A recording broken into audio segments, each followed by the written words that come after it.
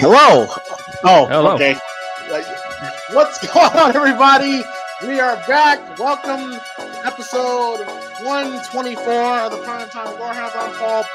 I'm not Paul. I'm Primetime James Owens with the Gorehounds. So Paul Burt. Watching the 1996 disaster classic Twister on September 11th, 2025 on officially 3:10 p.m. Eastern Time. And this is RB Phone one. Ladies and gentlemen, we are live! We're live!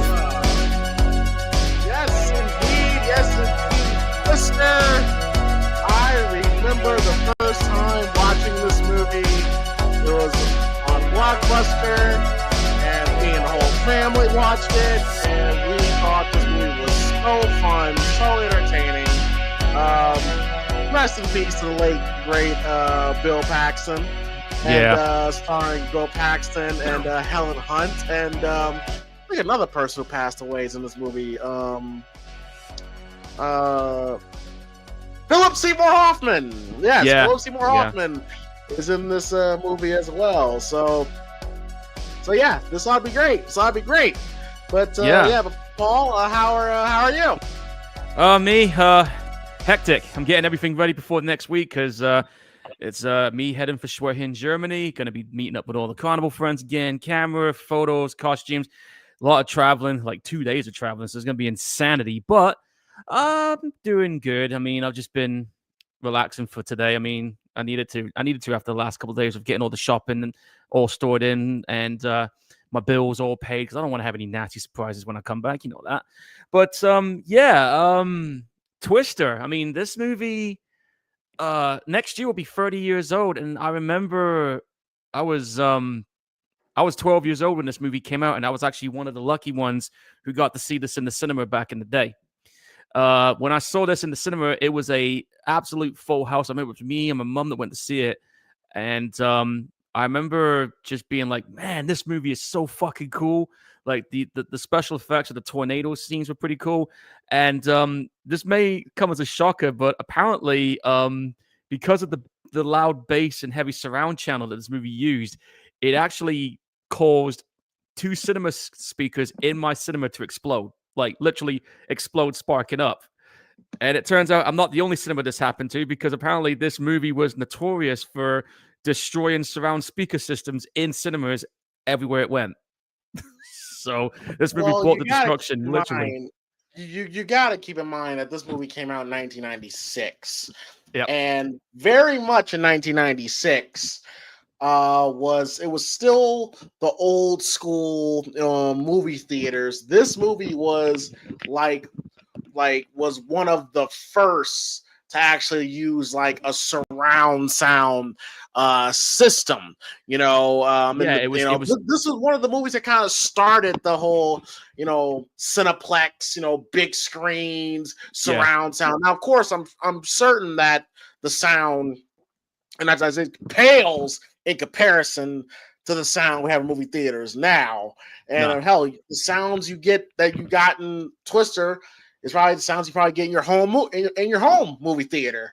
I mean, you've seen the TV setup I got a pretty good rig. Yes. So surround sound was a completely new thing in 1996, and by the time this movie came out, this was the first movie to kind of use that. And I didn't see this in the movie theater, but I bet that felt crazy just hearing, that feeling like you're in the movie, like you're in the fucking tornado is right next to you. I bet that was a big deal back then. It was like I was there in the cinema. You felt like you were literally inside the fucking belly of the beast. That's how intense this was, seeing this in the cinema screen. And I saw this in like the main cinema screen that we had at the time. It was like the big main screen, and Jesus, man, this thing was just. It was fucking roaring at you when it was coming at you, dude. And you were saying about the sound system. Yeah, this movie was using, if I remember correctly, it was using Dolby Digital, DTS digital sound, and I think it was also Sony Dynamic digital sound as well, which is one of the first movies to do that. And also, I think this was also the movie that ushered in a resurgence of disaster movies, because after this movie, we ended up getting a fucking slew of disaster movies. I mean, you had Dante's Peak, Yeah, Day After Tomorrow, films, Deep Impact, Armageddon, they were all coming in after this movie. And then, ironically enough, at the time in 2024, 28 years later, we ended up getting a sequel to Twister, which I remember when that trailer dropped, I was very surprised that they were even gonna do it.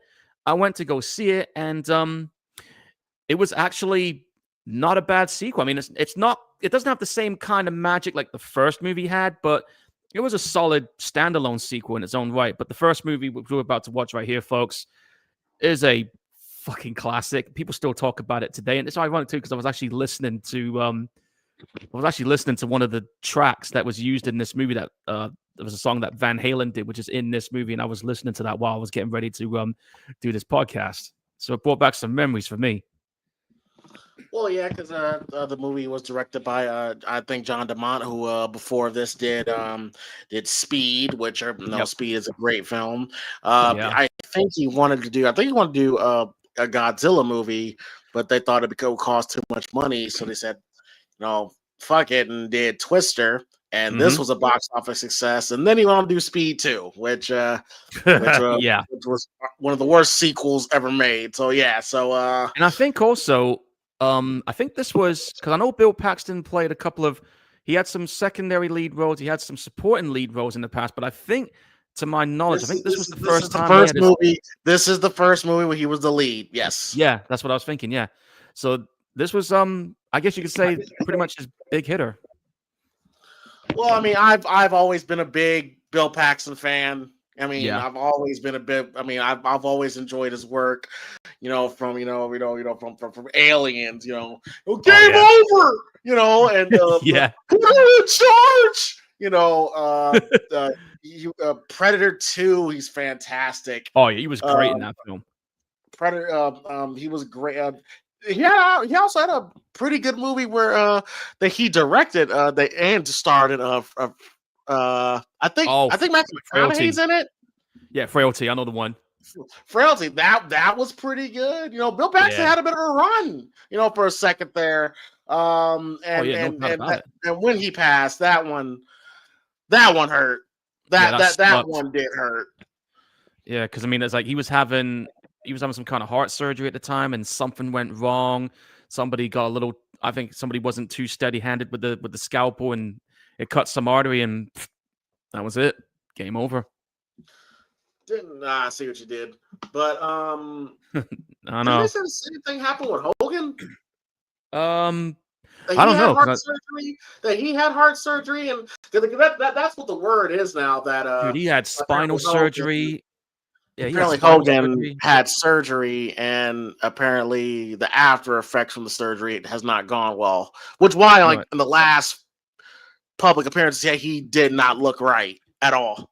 No, I saw that last video that somebody put up on YouTube where you see how he looked, and I just thought, yeah, he's done. I knew right there and then. So it's fucked up too because you had him and Ozzy die 48 hours apart from each other. So, yeah, man.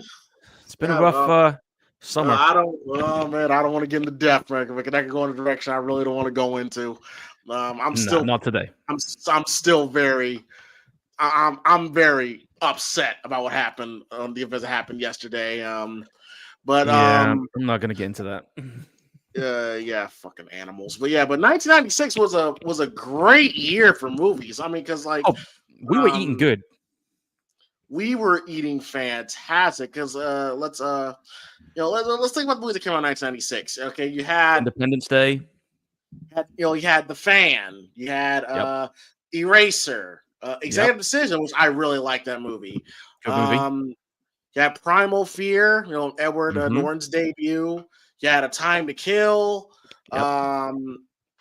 Broken Arrow, which is a great film. Daylight. Scream. Fucking it's just so many. I don't think, and if you look back, and of course, if you look back at movies from the 80s, think about all the classics that came out in one year. I don't know if we're ever going to get that again. I mean, in 1 year we get classic upon classic upon classic. Oh, we were getting them left, right, and center in the 80s. 96 was a fucking great year for movies. They usually come up every once in a while, but it's usually several years or more before you get them all coming at you at once. Because every once in a while, you may get the occasional one or two in other years, and then in 1 year they just all just come piling out. And the last time I remember we had movies like that piling out left, right, and center recently, I'm probably going to say maybe a decade ago, or maybe 2003 at least. Maybe, yeah, maybe. I'll tell you what wasn't a good time. I mean, of course, I wasn't around, but according to fans of this franchise, it wasn't a good time. Fall, September of 1995 was not a good time. Halloween, Curse of Michael Myers. Yeah, that was not a good time. That was not a good time. And you know what? That's actually crazy, Paul, because I believe outside these, I looked this up again. Outside of these, like Halloween 2018 was the first Halloween film to come out actually around Halloween time since Halloween 5. Yeah, this is true. So you're telling me, Paul, that 6, 7, 8, 9, and 2 Rob Zombie films never would come out in Halloween time? That is insane to me. That makes no goddamn sense. They tried to make it a summer blockbuster for some reason. I don't know who the hell was in charge of release distributions at the time, but that guy needs to be fired. Halloween Resurrection was released in the middle of July of 2002. Like I said, man, somebody really fucked up, man. Somebody needs to lose their job at that point. Yeah, it's not a summer blockbuster. Like, and of course, I mean, Halloween 6 kind of did because it came out in the end, the middle end of September. Yeah, but come on, like, it's right there. Like, releasing around Halloween time, you idiots. It's the same thing they just recently did with Mortal Kombat 2. That was going to be coming out next month, but now they've pushed it all the way back to May 15th of next year. I don't know if it's the same thing, but I mean, because if you've got a movie called Halloween, yeah, that's a fair point. Around Halloween, exactly. The only movies we know that's go on. No, like, Paul, if we had a franchise and we had a movie called 4th of July, we're gonna release around 4th of July. Like it's not rocket science, people. Exactly, man. Like, you can't release an Independence Day movie in October when it's meant to be out in July. I mean, come on, guys. Oh my God. Can't do that. Can you imagine if Independence Day came out on October 15th, 1996? What the fuck is going on here? Let me I know the first one came out. Let me see when they came out exactly. I'm going to find out. It had to be around July. All right, here we go. The first Independence Day movie came out in America July 3rd. We didn't get it until August in the UK. The sequel, Resurgence, that dropped on June 24th. So there you go. Ain't nobody thinking about that damn sequel. But yeah, Paul, we better get started because we're talking about Halloween. We're talking about Halloween again, And it is that time of year, guys. Come on.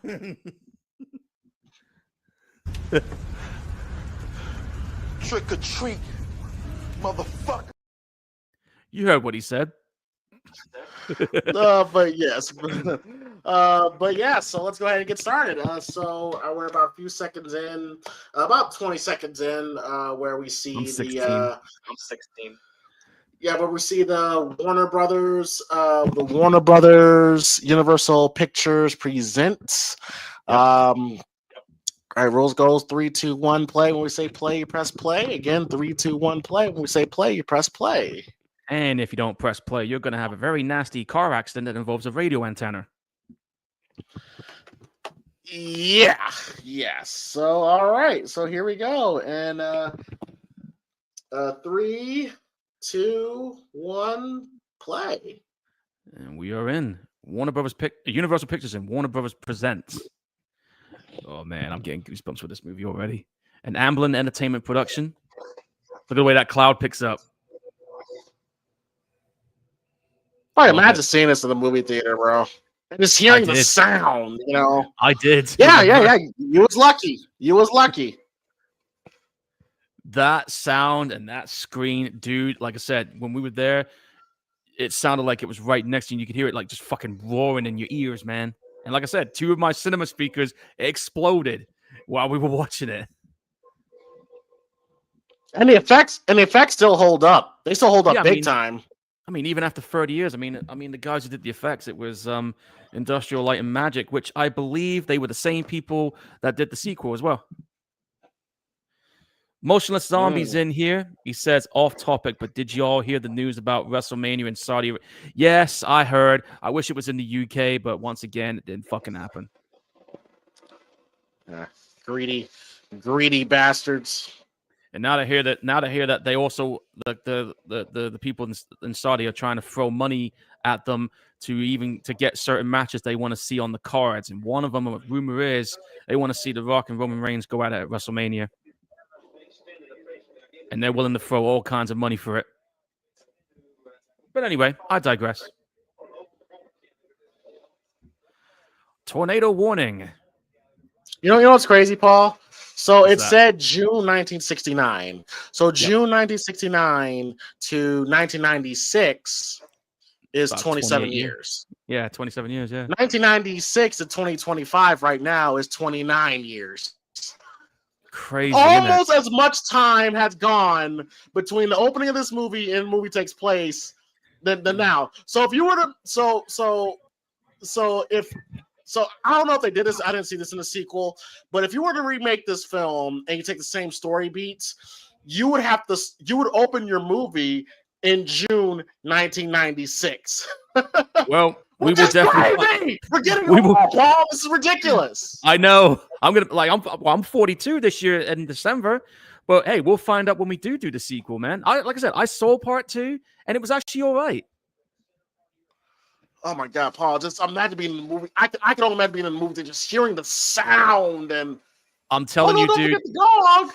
Yeah, How could you don't forget leave the dog there. Don't fucking leave the dog. But dude, like I said, if you saw this in the cinema when I was around at my age, dude, you'd have been blown the fuck away. This was an experience. This was back in the day, folks, when movies like this in the cinema, it wasn't just another movie in the cinema. It was a fucking event. And I heard that it was this scene coming up. This was actually Steven Spielberg's call for what happened here.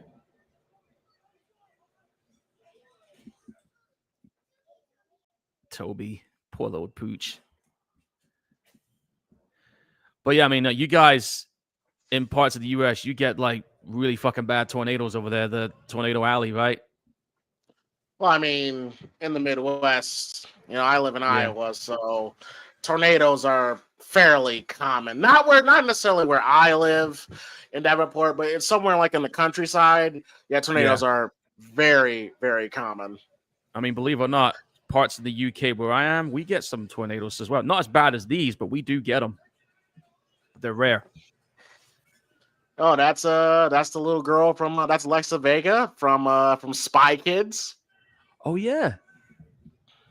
And which, by the way, I think it's you look at Alexa Vega, you look at Helen Hunt, you're like, how the fuck are they the same person? But yeah, but that's Helen Hunt as a child. Look Crazy. at that, bro. Damn, he's gone. Insane. And just think, when you get sucked up by a tornado, that's it. There's no coming back for you. Yeah, seeing the father, like, I cannot imagine. And there's the aftermath. It looked, bro. Yo, in that scene, look in that scene there. Yeah, it still looked good. Like I've seen shittier effects in today's films than right. I mean, look at that satellite thing. Yeah, you could tell that looks like a Windows app, Planet Earth there. But again, still looks all right.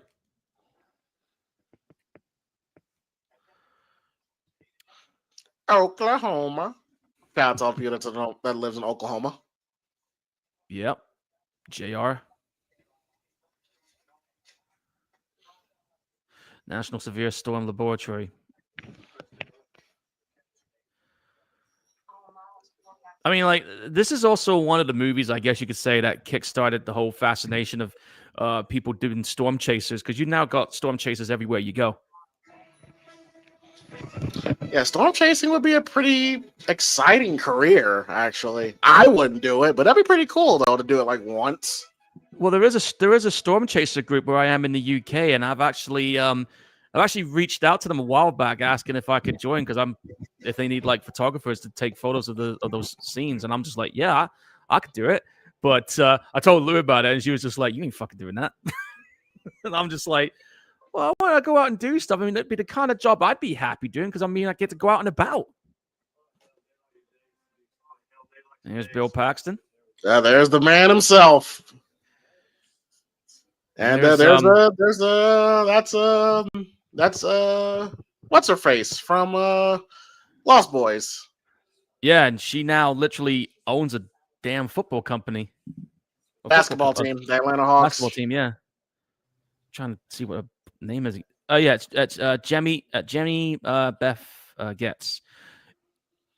She necessarily doesn't have to do acting right now, because her net worth is insane because of.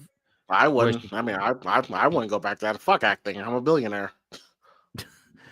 Some things you just can't get away from. I mean, like me, if I was a billionaire, I'd still. Nah, Paul, stop it. If you was a billionaire, but you wouldn't have to worry about. But why would I? You wouldn't have to act. You don't have to worry about acting, bro. I would do it just for fun. It's like when I do what I'm doing when I'm going next week. Like, I'd do it because I enjoy it. Doesn't matter how much money I would have. Shit, Paul. If I got $1 billion, man, you see me on a yacht, like eating lobster, bro, enjoying the fruits of my labor, bro. I mean, I'll be enjoying it too. I'll still maybe invest in stuff, but work, fuck work. No, but like I said, I would if I was a billionaire, I'd still be doing the things I enjoy doing just for the fun of it. That's just me, I guess. Yeah, and that was Helen Hunt, which I believe she was in the middle of doing Mad About You. Yeah, she was, because Mad About You ended in 1999. Yep. And she's kind of cute. Helen Hunt. Sure is. Yeah. Did Bill Paxton arrive on the scene? Yes, he's Okay, he's dapping up Philip Seymour Hoffman. Yep, there's Philip Seymour Hoffman there. Great actor, fantastic actor. Hate that he's gone. His son is going to be in that new Stephen King film, The Long Walk. And I'm pretty sure Bill Paxton, while filming this, was probably in the middle of filming Titanic. And shortly before this, he's probably coming off that hilarious role in True Lies. We was the car salesman. Oh yeah, dude, he was funny as hell in that scene, in that film. I really enjoyed his part in that.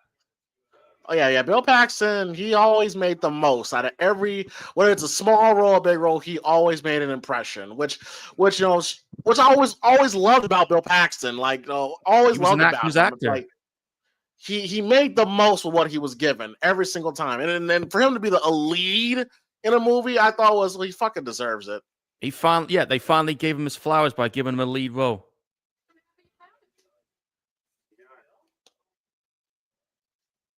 Bill Paxton's going to see Helen Hunt there. Yeah, that's not. Look at that laptop. Well, I don't know if that's a laptop, but no, that is okay. That is a laptop. That is definitely a laptop. That's one of those old. I think it's an Apple one. See that thunderstorm? That was cool. The sexual tension is strong between these two. Yeah. And of course, Helen Hunt went on to do. She went on to do What Women Want, and went on to do Castaway. Yeah, that's a great movie too. I love that movie. Oh yeah, Castaway with Tom Hanks. That was a fucking good film. Really enjoyed that. That guy there in the yellow t-shirt, I've seen him before. He was in he was that translator soldier in Saving Private Ryan. Yes, he was. I was just He's fucking awesome. That's another fantastic movie for Saving Private Ryan. Dude, it's one of my favorite war movies. That and Platoon, I would put in my top 2. Yeah. Saving Private Ryan is. I actually sat down and watched like the movie like a whole, and I'm like, this movie is great. That fucking beach scene, dude. That was rough. And then that poor bastard, that medic who got shot, and they were trying to stop and plug his wounds, and he was just, oh man, that was rough. That was another rough scene. Dude, that old yellow pickup truck, man.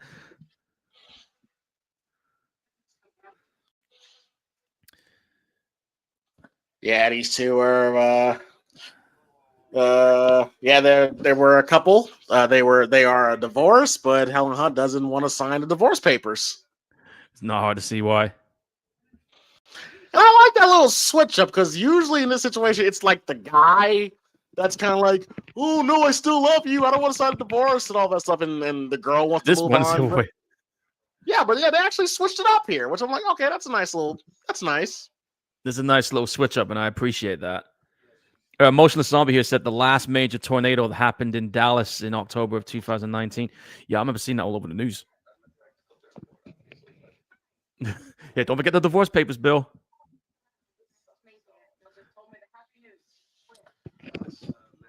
Yeah, and she was Jamie Gertz. She was also in a sitcom back. I think it was in the 90s. Yeah, it was. Let me check that. Forgot what it was called. I think it was.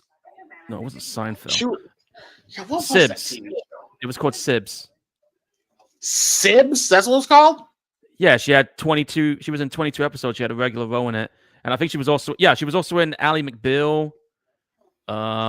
She was in ER. It was a sitcom that she was on. Yeah, I'm naming a few right now. I know she was in Seinfeld. She wasn't Seinfeld. I remember that. Yes. Yeah, she was in a bunch. The two main ones I can think of is Sibs and Ally McBeal, and ER. No, I could have sworn there was a show where she played like a wife. She played like a housewife. Oh fuck! Which one was that? It was on for quite some time. I was gonna say Sex in the City, but it's not that. I'm looking up her credits right now for television roles, and there's so many, and I can't pick exactly what one. Shit. No, hang on. Still Standing. That was it. She was in 88 episodes. That was it. Yes. Yeah, Still Standing. Yes. Still Standing. She was on. It is that pet project of theirs, Dorothy. Which I will admit, they do bring that thing back in the second movie.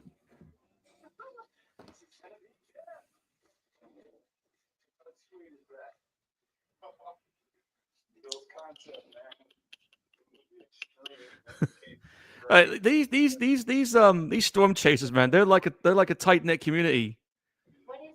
Yeah, they're very likable. Yeah, they're very likable. And that's something that you don't see a lot of in movies nowadays. Is that kind of chemistry?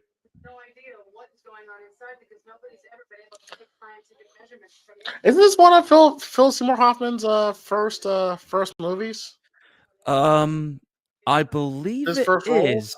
Let me check on that. I'm pretty sure. No, Because he was on he was in Dead Poet. I think it was in Dead Poet Society with Robin Williams. Yeah, he was. That was also in the early 90s. Yeah, he was also in Boogie Nights. He's great. He's great in Boogie Nights. Another movie that he's great in is called Along Came Polly.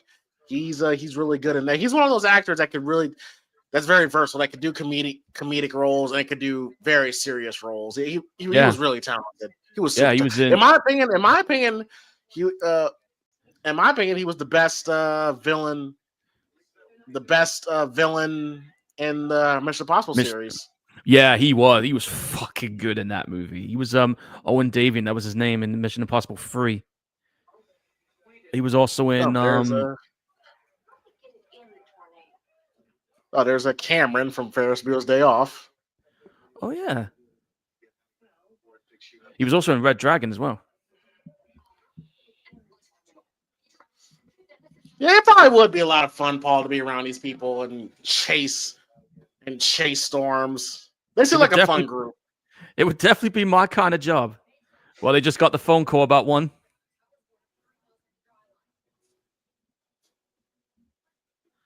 Like I said, man. Yeah, Paul. Yeah, Paul. Let's chase storms. Let's chase storms. I drive and you take the photos. Come on, Paul. Let's do it. Let's do it. Fuck yeah, let's go. Let's go. Bring it. I'm down for that. Let's do it. You know what? It doesn't matter that you're across the border. You know, like, but let's fucking do it. Fuck it. I got a passport. I'll fly over. I have a sunroof in my car. You can just go off the sunroof and just click away. Yeah. Fuck it. Let's do it. No, me. I'll probably be the one in the camper van driving vehicle. Yeah, because I think hurricane season's like June to November or something like that. Yeah, it lasts for a couple of months. Yeah.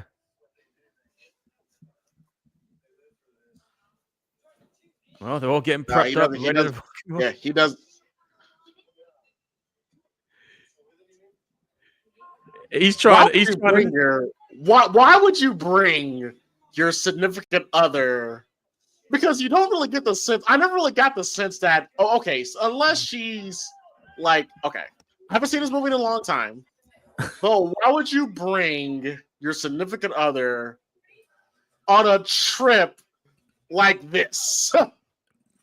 Well, I'm guessing he was assuming that he wasn't going to get pulled into the whole situation of chasing tornadoes again, but because they were just going to go to get her to sign the papers and then they would just drive off. That's why he kept saying, "I'm not back." But the situation went that way, and I guess because he misses the adrenaline rush he had of chasing storms, and he wants to see that Dorothy pet project of his finally take off. So that's what made him stay. And then you got these corporate sponsored fucks right here. And if you look I forgot Cary Ellis was in this. Yeah, the guy who played Dr. Lawrence Gordon in the Saw movies. Yeah, As You Wish. Yep.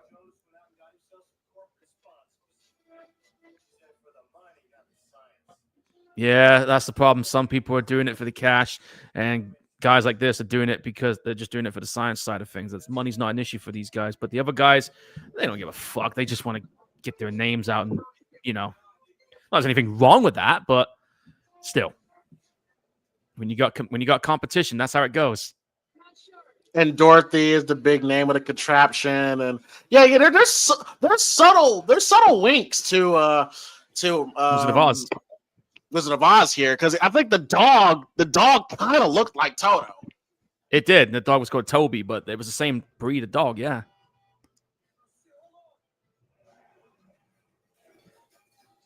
Oh, watch out for the pipes, man! You don't want to drive your car into that. Come on. I wonder if storm chasing is really that competitive. Like they're taking, of course, they're taking this to the extreme to make this more entertaining for a movie. But I wonder if there are guys and gals that are that competitive with each other when it comes to storm chasing. There are. They definitely are, especially during the early infancy days of trying to figure out how do these tornadoes work. Because keep in mind, when this film was coming out, this was during the time when technology was starting to progress in advanced technology and trying to figure out the weather systems. And then, with the situation with climate change and everything that's going on right now, more and more people are trying to get their stuff out there so they can figure out what's going on. Oh, Cary Elwes, man, he just stole Bill's design. Yeah, I wonder if it's this competitive where you're like, you want to fucking go, let's go. I wonder if it's that competitive. I mean, look at him. He's going up. He's like, son of a bitch. I think it has more to do with not so much the storm chasing aspect. It's more of a personal thing.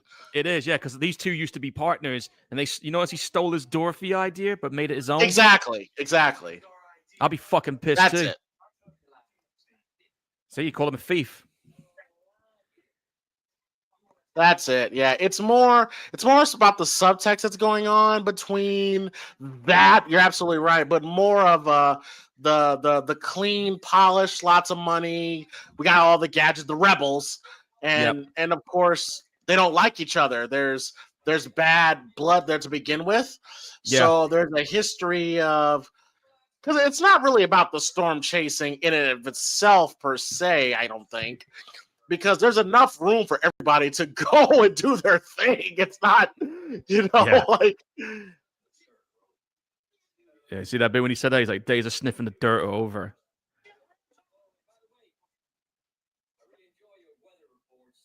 Oh, gee. Did you really have to throw the weather report slack in there? How far ahead are you? Did he just did they just break up the scuffle? I might be behind a little. I'll Oh, give you one day. What if she flies at night? I'm gone. Okay, let me just fast forward just a little bit. Okay, there. Jamie's coming in with her glasses. Yeah, I think this movie is like maybe Now in 10, 56. 15 years after Lost Boys, and Jimmy Kurtz did not age a day. Yeah, actually, hang on. Lost Boys came out in 1986, and this came out in 96, so literally a decade. Oh, 86? I'm pretty sure it was. Let me just check to make sure I'm right. I want to make sure I'm more right. 80. I was thinking more 87, 88. Not that big of a difference, but No, not that much of a big difference at all. But let me just confirm that for you guys. Oh yeah, my bad. Lost Boys came out in 87. My bad. Are you about a year? yeah, About 9 years.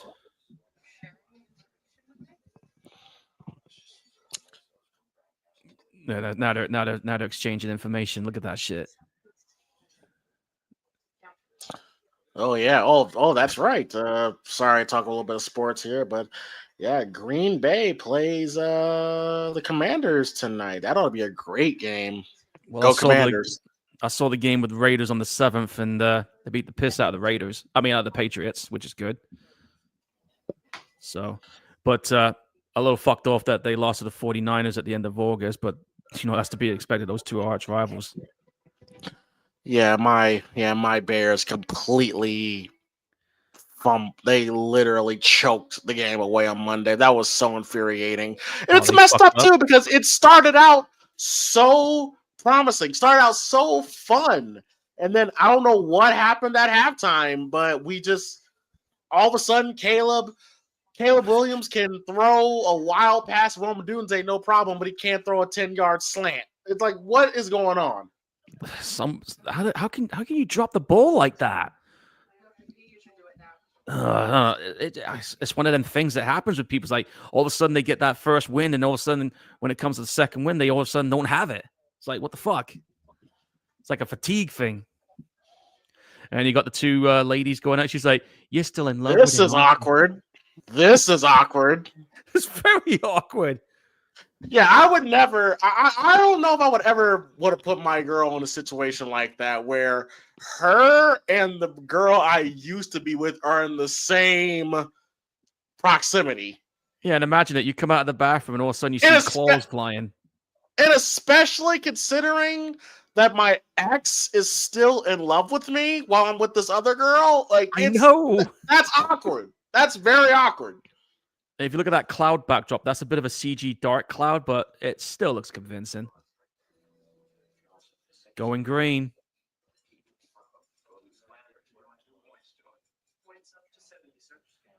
God, those fucking laptops are awful. I just think those laptops back then were high tech, and I think they must have held about probably a gigabyte of storage drive. Now most of the laptops you got today, like the one I got, which is a gaming laptop, which I've had for 3 years, now holds about 2 terabytes. So it's crazy how far technology has gone when it comes to that. Well, time to get in the cars, man. It's time to ride. Yeah, and this is what Helen Hunt. This is really what Helen Hunt's character is trying to do. She wants to keep him around. Exactly. That's the whole point. That's why she never signed the fucking papers. Exactly. She had a plan, dude. She had a plan. Bit of classic rock music playing there on the TV. Philip Seymour Hoffman. He's. I love how he's got Phyllis. I love that he's got like this little tube hanging from the ceiling where he could just put his mouth on it and drink. It's what I do. That's the kind of personality I'd be if I was storm chasing. I've got loud music blasting like that out of my truck. I should totally do that. We got to one day, man. In this life or the next, we got to do some storm chasing. This car he's driving, man, like these guys are very likable. These are like they're your everyday type people, man. Oh my God, that mobile phone! Look at the antenna on that fucking thing. God, that phone! Jesus. We had to pull the cord out, and yeah. Oh man, and yeah, all you had is a little green screen with the little numbers on it. It's not like what we got now, where it's like high tech smart screen app and all that other shit. Jeez. Well, if we ever do go storm chasing, we should rename the podcast the Primetime Tornadoes. That'll be good. I'm down for that. I'll take it. It works.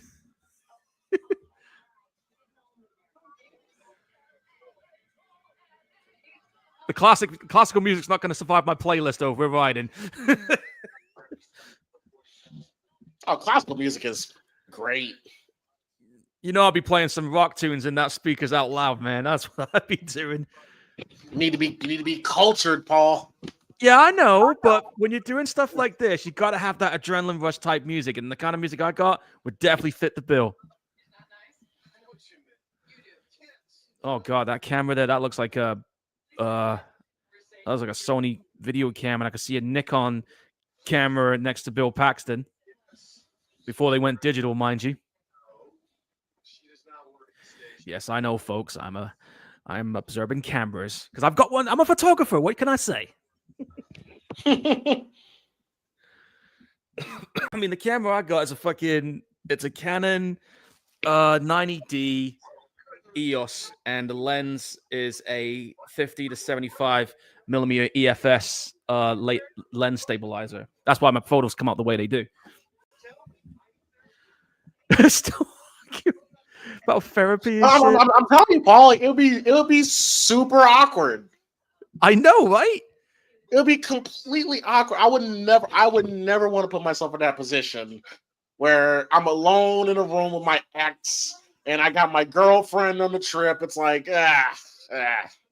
You never know. You guys might end up reconciling again. You got to tell your other girlfriend, sorry, man, we've just decided to tie the knot again. And can you watch where you're driving?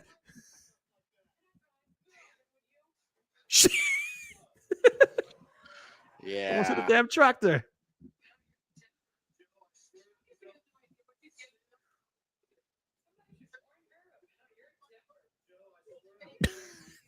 She's talking about his temper, man, and they're just like, man, this is popcorn entertainment. They're listening in on the radio.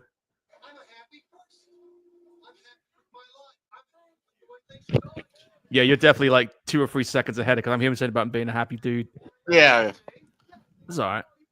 Yeah, the primetime tornadoes. That'll be on the side of our van. We're gonna start. Yeah.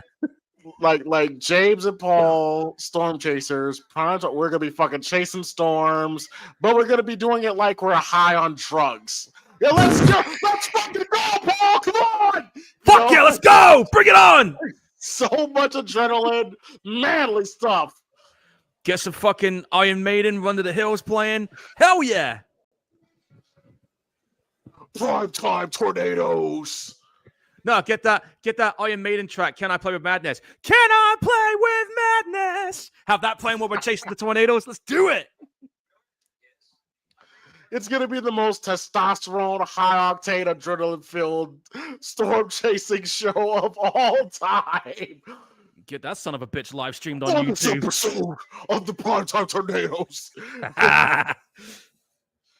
Paul and James are just chased our F5. There's an F5. Look at that. We're gonna chase that son of a bitch head on. Let's go.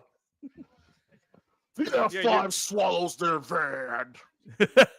Yeah, you're there. You're driving. Are you getting the camera out? Yeah, I'm trying to get the camera. Hang on, I'm getting the shot. All right, I'm getting the shot. Get away from the tornado. We're getting a little too close now. Drive, the motherfucker. Just constant testosterone. No, it just oozes manliness. You know, holy shit, we just ran into Brock Lesnar. Oh shit. Hey. Hey, we definitely need to do storm chasing. I'm totally down for it. 100% invested. Primetime tornadoes. And Lou, what's up in the chat? Yeah, Lou, we were just talking about me and James about the idea of us being a storm chaser because I told you I was thinking about doing it one time here in the UK. Paul, every week, Paul, we chase like an epic tornado. Oh yeah, we're gonna fire a tornado every week. Well, we're gonna find one every week. That's part of the adrenaline. On this episode, we travel overseas. Oh yeah, fuck yeah, let's do it. We got some good ones around here sometimes.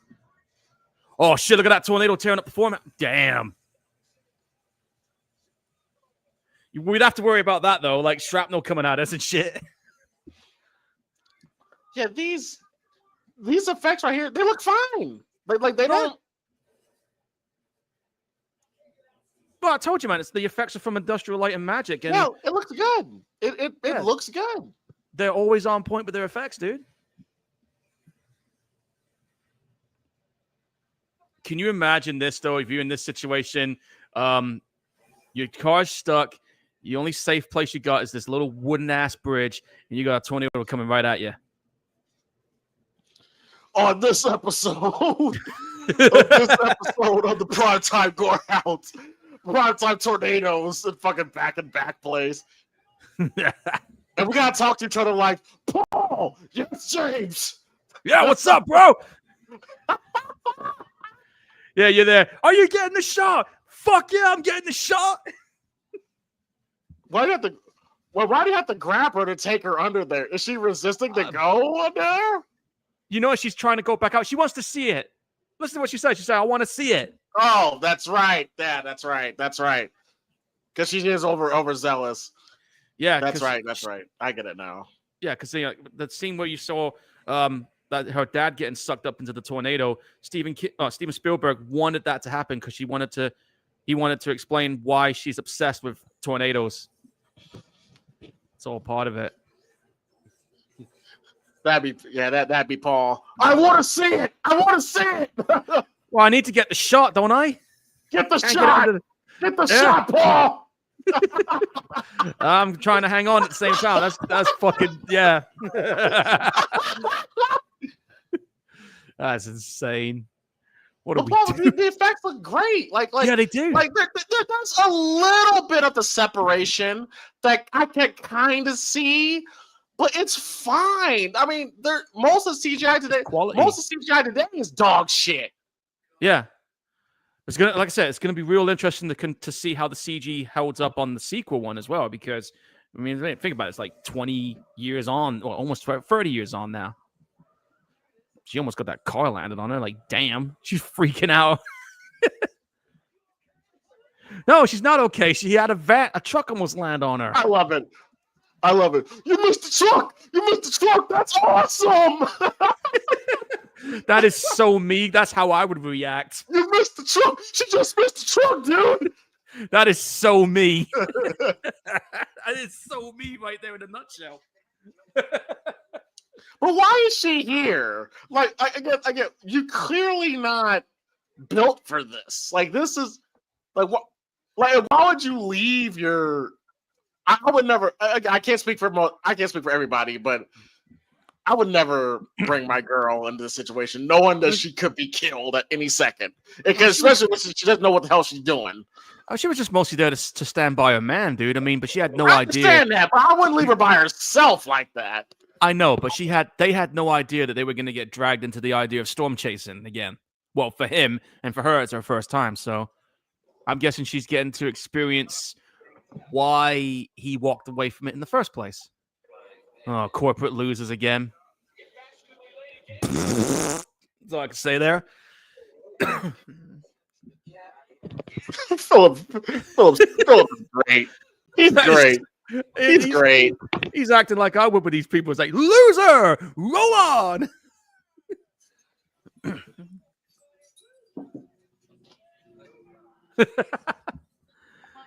Oh man, come on. Let's just admit it, man. They don't make movies as fun like this. It's rare if we do get them. It's like fun. This yeah, it's fun. Twist. Bill Paxton. Pullman or Paxton? Paxton or Pullman? Paxton or Pullman? That's a tough one for me to put.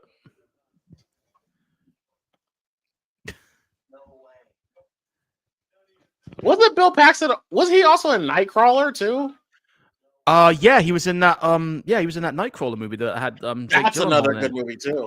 We need to watch that at some point because that's another one of my really favorites. good movie. Yeah. What was another movie he was in? Don't forget he was in Near Dark. You can't miss that one. Oh, Near Dark. Oh, he stole the show. He stole the show. Wild in that. He was wild in that movie, man. Fasten your fucking seatbelts. I got a little game for you. I got a little name for you. I'm gonna call you Pinochle. So yeah, they're back in the storm chasing game again.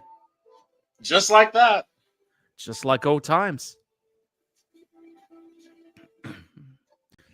If you had to choose, Paul, Helen Hunt or Jamie Gertz? Oh fuck. Both these two were at their peak at this time. I'm gonna say, just for the fact that she's kind of crazy about stuff like I am, I would say Helen Hunt for this movie alone. I figured. Jamie Gertz would be more my speed. I'm more into brunettes. Yeah. I'm more into people that's got like the same kind of interests as me. We'd get along like a house on fire. Silicon graphics, Jesus. Bill Paxton was 61. Damn, that's too bad. Yeah. Yeah, man, 61. I mean, he still has some gas left in the tank. What happened was fucked up and it should have never happened. The last role he was involved in was that TV series of Training Day. I've not watched that TV series of Training Day yet. I haven't yet. Yeah, he was still. I think we get over 70. We hit 75, right?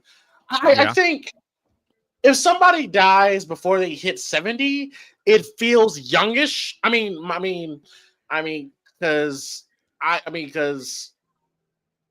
if you're over 75 and you die, okay, But I think 70 feels like you should have another 10 years. Yeah, I mean, like Ozzy was 76 when he passed. Right. I feel like 60 is you're still young enough. Yeah. I mean, even at 50, people say 40 is the new 20. 50 is not old. It's not old at all. It's not. And I'm about 8 years away from that. So.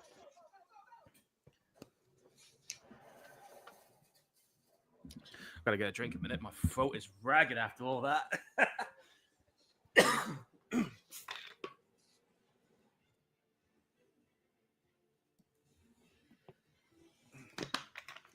Don't want to lose my voice before I travel.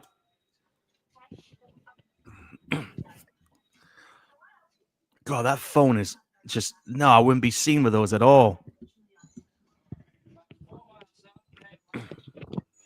Yeah.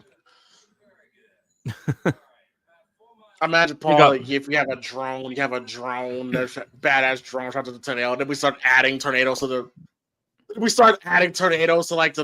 in post. Like, action, go. I wouldn't be surprised at all because I know a lot of people use drone cameras now for pretty much everything, and storm chasing would definitely fit that bill because you can actually fly that drone close enough to the tornado so it doesn't catch it, but still get a good shot of it. Damn it, they're gonna get to it before we are. For those that are joining us, for those who care, we are 59 minutes into Twister. Bill Paxton, Helen Hunt, and Jamie Gertz are on the hunt here. No pun intended. And yeah, and the two storm chaser teams are converging on this one tornado together. Yeah, because we had that first one we saw was an F1, and I think this one coming up now is an F2. I miss these kind of movies, Paul. Simple. Everything is so fucking God. Everything has got to be so connected and Yeah, and I think that's again, one of the if you're a big Marvel comic book fan, I guess it's all great. But for us, it's like I really don't give a fuck. But there's a lot of that. But it's just movies that don't connect to any larger universes. yeah. They're just fun single movies that nobody watched this. But nobody watched this movie and asking, oh, I need a sequel. Like no, like Again, like I was very surprised that we even got a sequel to this, and I will say it again, man. It was actually a fun movie. It reminded me of this.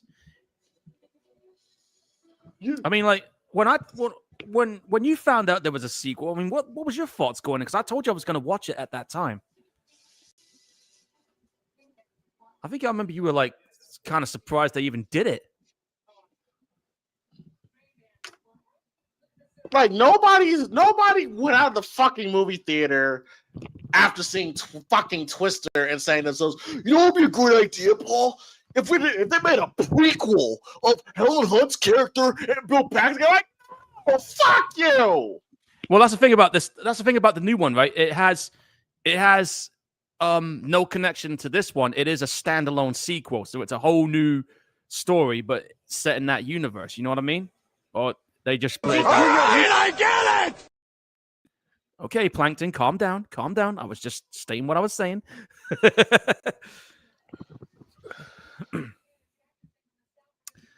But yeah. Oh man, twin tornadoes, that's not good. Oh, there's the scene. They have cows.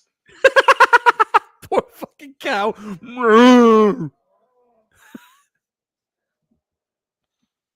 Okay, I remember- all right. It's all right. It looked a little fake there, but it still looked good. Still looked good. I remember people in the cinema were laughing their asses off when that scene occurred. I remember I was laughing when it happened. Yeah, it still looks all right. Like you can tell, but it looks good. Looks good. Yeah. Again, guys, it's a 30-year-old movie, but the effects still hold out. I mean, fuck, even the CG effects in Terminator 2 still look good. And The Abyss. I'll put that out there now. Well, there you go. They're getting spun by those twin F. It looks like F1s, tornadoes, I think.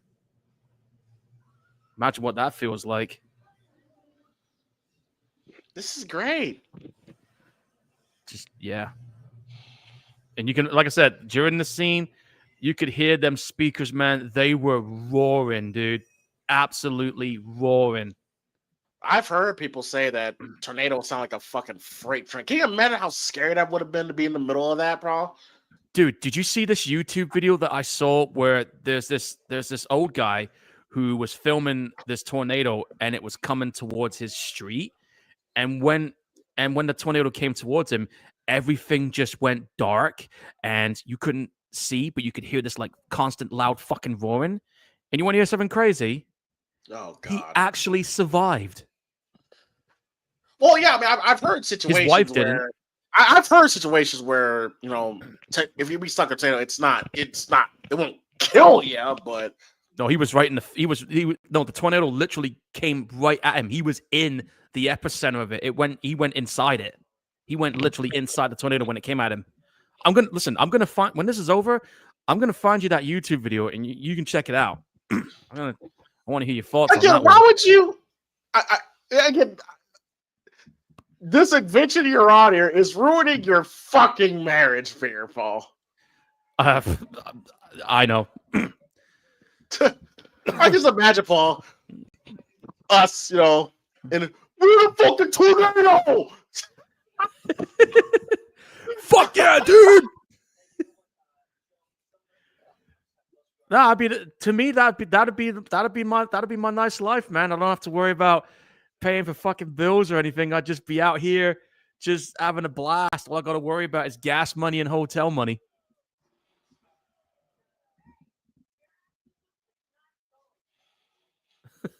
They're going to her mom's place, or grandma's place. I mean,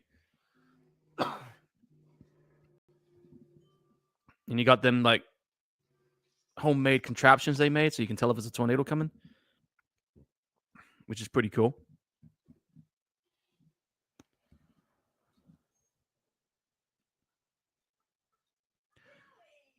Yeah, Bill's back. Nothing like some good old home cooking from the farm. Yeah, big family get together. Can't beat it. Hello, my dear. Oh, no, she's not that old. Come in. You almost sound like Aunt Gladys from Weapons then.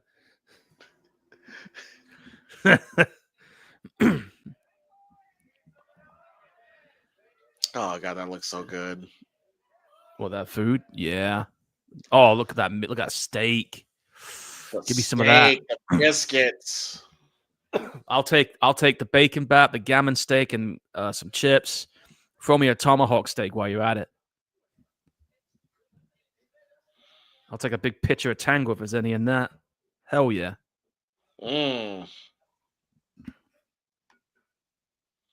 Oh man, that's meal of champions right there. Hell yeah. Look at that steak. Wow. Give me some of that fucking steak. I'll tell you what right now, dude. When I'm in when me and my carnival friends get together for that restaurant dinner when we're there, I'm ordering the best steak they got there. Oh, you got to. Hell yeah. Try some of their German. I don't drink, but I'm definitely gonna try some of their German beer. Got steak and mashed potatoes and chicken gravy. That's a meal there. I actually had steak last night. It was really fucking good. I had I can never say no to a good steak. Never. Dude, I had a steak and a cheese and bacon quiche. You can imagine what that tasted like. Oh, that dipshit's on TV. He's hanging his nuts low, showing off.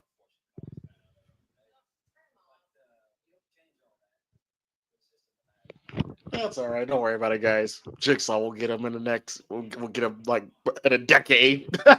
Yeah, but we gotta wait about 10 years. That's all right. Don't worry. He'll sew his own foot off later. He was also in I don't know if you realize this, but do you remember what was the fucking name of that cartoon? Batman Beyond, the one that was like set in the future, right? Oh yeah. He was I think he was the assistant of that main villain, the one that glowed like a nuclear skeleton villain. You know the one I'm talking about? Okay. Yeah, he was the voice. He voiced over the assistant character of that main villain. I should fucking know the name of it because I've got the entire Batman animated series box set on Blu-ray, the original 1990s one, and I've got the box set for Batman Beyond as well. I mean, I made it a point to collect those during COVID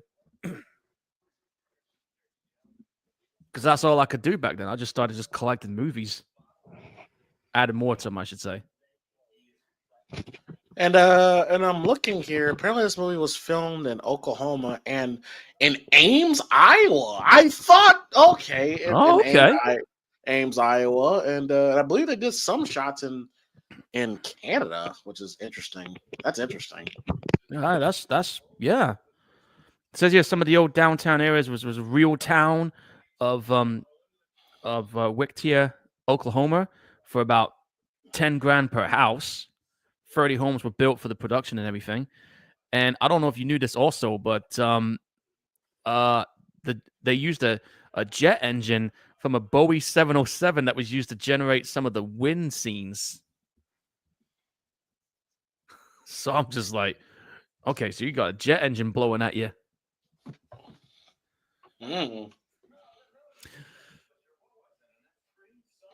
I think the dude that's sitting next to Philip Seymour Hoffman was in People Under the Stairs. Yes, he was. He was that guy. And I think he was the one that Michael Myers blasted through that windshield in Rob Zombie's Halloween too. It is definitely that guy. thought so. It definitely is that guy. Yeah, he threw that guy viciously through that window. That wasn't even necessary. That wasn't even necessary, man. He could have just stabbed him. Man, he tossed him like he owed him lunch money.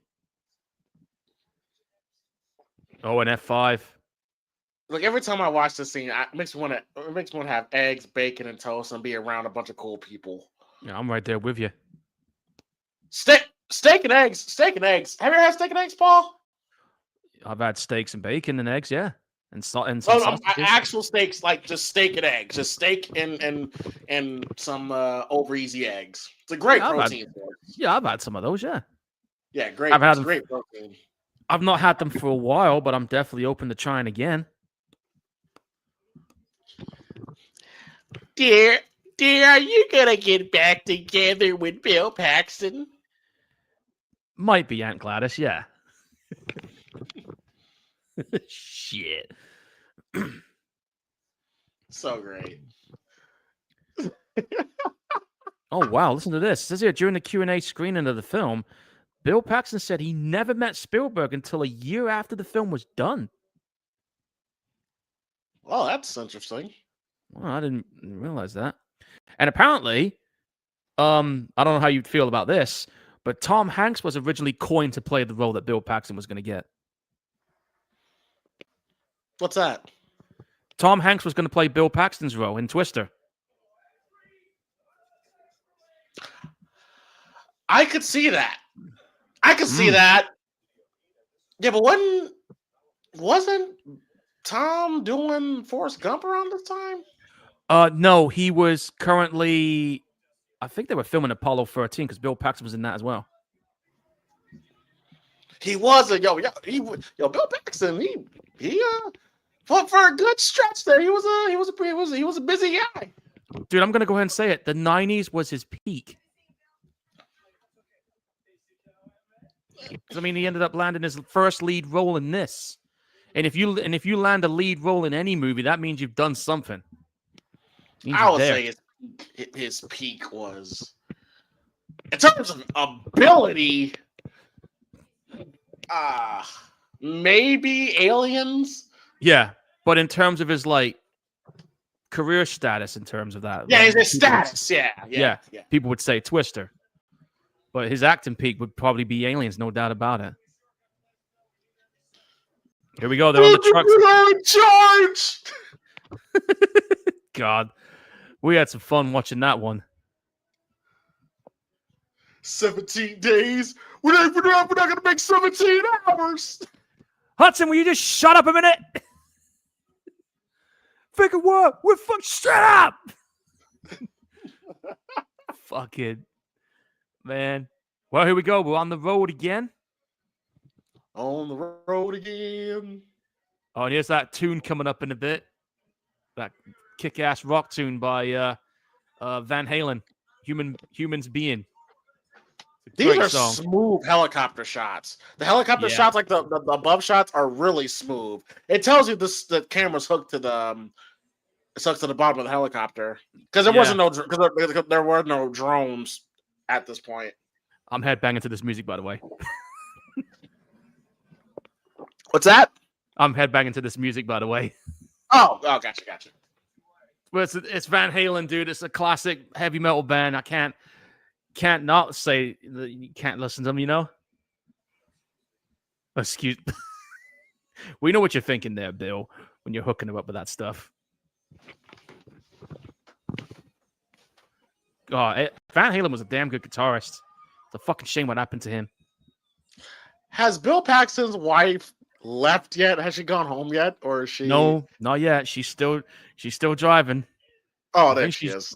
She's touring with that dude. Because there was that moment she's like, I just can't do this. Yeah, that's later on. What the fuck were you doing there in the first place?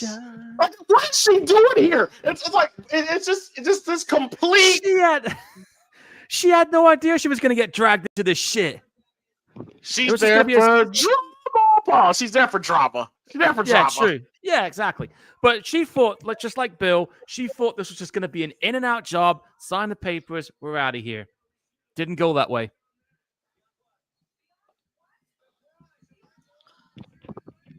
Look at Bill Paxton being a leading man. Yeah.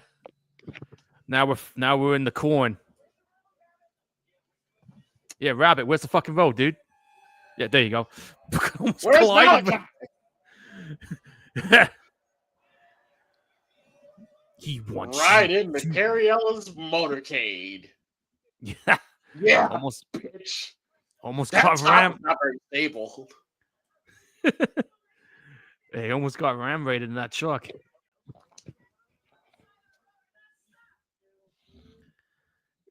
He's trying to clear the fucking channel, man. We can't talk about that. Great camera shots again for the helicopter. Just before we had drones, folks. Long before we had drones. Yeah, see that that's an old cam. That's like the camera I got, but mine's more digital. But that's definitely a Canon. Yes, I know, guys. The bougie photographer in me is kicking off. Fucking hell, that camera's better than the one that they got. That's a Sony. Bastards. I mean, I've got a Sony camcorder. Well, I got a 4K one. I've had that for about 5 years, so yeah, I haven't used it for a while.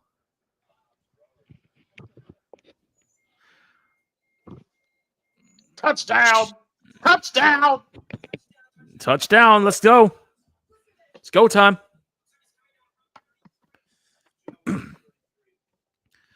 Yeah, they're trying to get ready to hit another tornado. It hasn't touched down yet, but they're saying it's touched down, but it hasn't happened. That's the thing with this weather. The technology is saying that it's touched down, but Mother Nature has a way of keeping you in suspense. Case in point right here.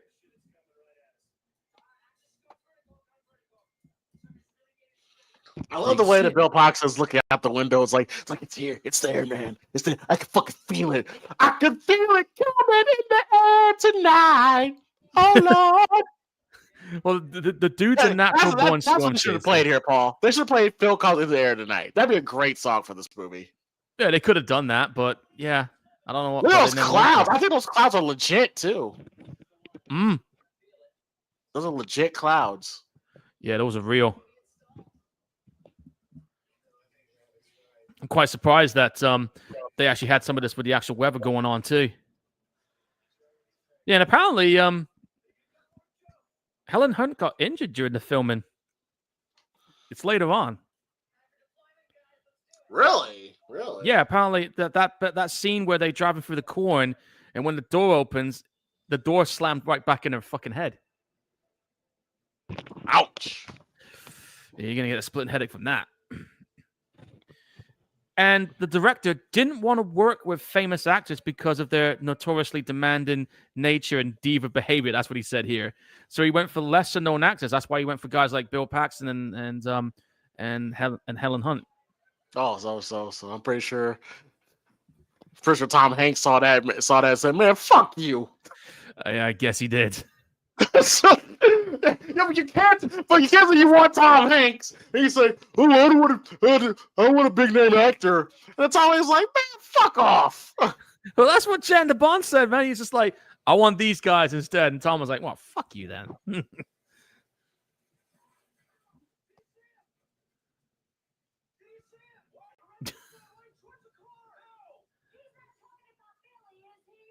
It's hailing. It's hailing. Yeah, you got to watch out for those hailstorms, man. Sometimes you get hailstorms as big as fucking golf balls dropping down on you. Yes, indeed. Yes, indeed. All those ones like on Day After Tomorrow, they're the size of fucking bowling balls.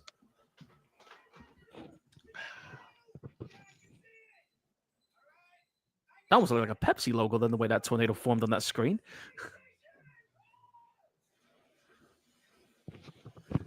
Oh, fuck. Again, debris hitting them left. That's the thing, is right. This movie is like a combination of CG effects, but I'm guessing they threw a lot of practical in there, like having stuff thrown at them and like that. That's a CG chair, of course, flying across the screen. But again, like for a movie that's 30 years old, it just looks great. Yeah, Paul, this looks... I totally believe this. Water coming up, that's practical, right there on set. You see the tornado in the back. Like, maybe you could have slowed down the formation of the tornado, I mean, make it breathe a little bit. That's one thing I do find that that can totally ruin your CGI monsters. When you have CGI monsters that are gigantic, right? Yeah. They move too quickly. Like it's they true. don't move with the weight and the size that one that large would move. They're too fast, you know, and they're too fast for their size. it looks phony. It looks phony. Yeah. That's my opinion anyway. It's definitely a valid opinion. It's definitely valid because I mean there are some CG moments in films that I've seen where the monster's moving way too fucking fast than it should. So I totally agree with that. There's a damn boat. Shit.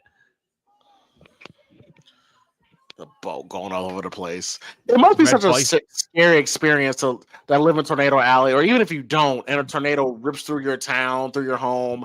You're in the basement. You're under the stairs. Shit's falling all around you. The roof is lifted off your house. Fuck, man, it must be some scary shit. You better have a lot of insurance too. Oh, for sure. Tornado insurance, if there's any. That tornado's if you live in Tornado Alley. Oh, that gas line. That tornado is going on and off. It's jumping. It's jumping down, then it goes up, and you don't know where it's going to land again. That's the worst kind of tornado. That looks like I think that's an F3. That tornado that's seen right now. Watch out for the power lines. There was another tornado movie that came out. I think it came out about in 2012. I don't know if you ever watched it. It was like a found footage one too. I think it was called what was it called? Into the Storm. What was the name again? Into the Storm. No, I've never seen it.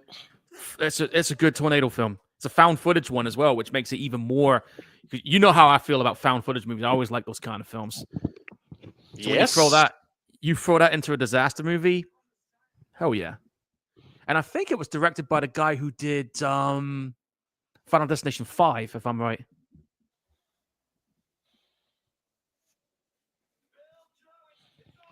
No, that tornado's not over, dude. It's gonna drop again. It's gonna drop. Here it comes again.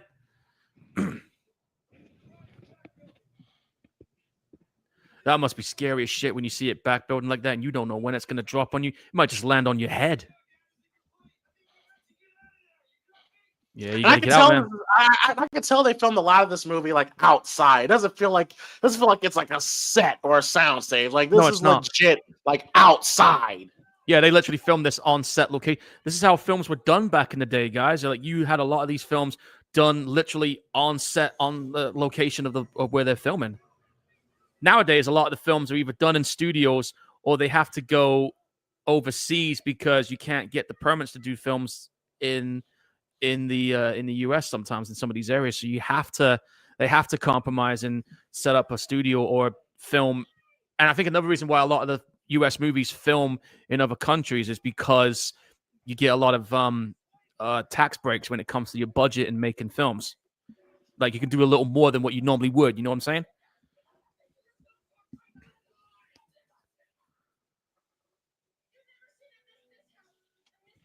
Just start making out already. See, this is pent up for years, Paul. This unresolved issue was going on right now. Exactly. So you know what that means, Paul? We gotta see a prequel. We gotta see a prequel to how they got there. Time to have done that would have been when Bill was alive, bro.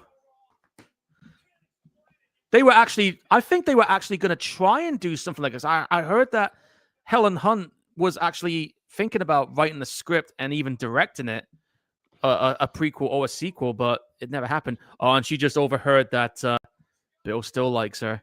See the way she's looking? She's like, motherfucker. Again, I'm not against expanding stories, like I'm not either. But sooner or later, Paul, when you pull that rubber band back, it's gonna fucking snap, hit you in the fucking face. You know what I mean? It's like some films have done that, yeah.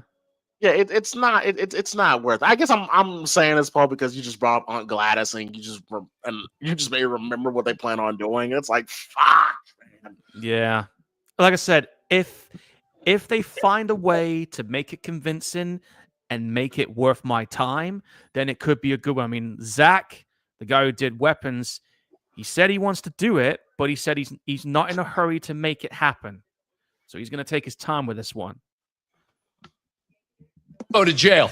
That's what happened. This is some bullshit. Might be bullshit, dude, but there's no avoiding it sometimes. And sometimes, I'm not saying all the time, but sometimes some of these prequels ain't too bad. Whoa, whoa, whoa, whoa, whoa! Oh, The Shining.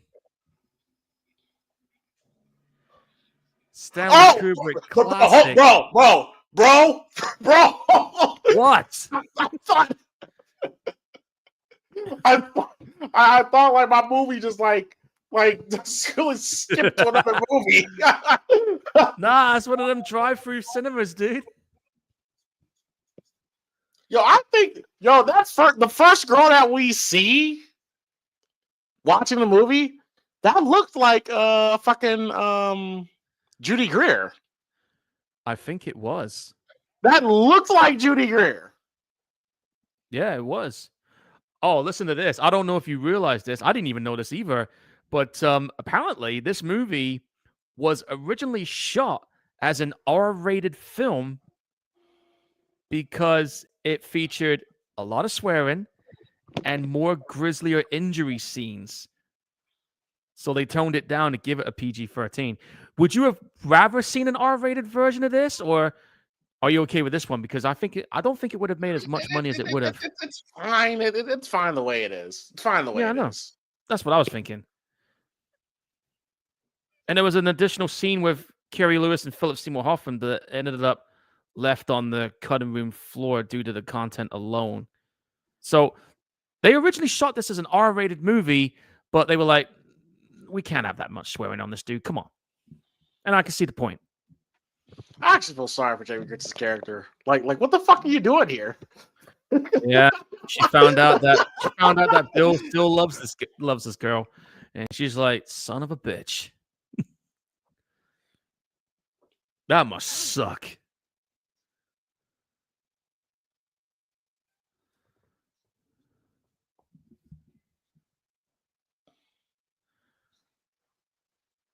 Oh shit, I didn't realize that. You know that early scene where you see Philip Seymour Hoffman on that lawn chair? And there's a bit where his leg goes up when he's laughing?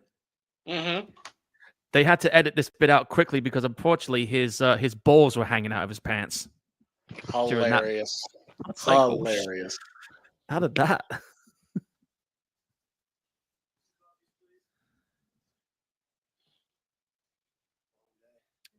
But yeah, man, just Josh Whedon and Steven Zillian were brought in as script doctors, and they got $100,000 a week just to doctor these scripts up. That's crazy. There's a lot of things here that I never knew about before.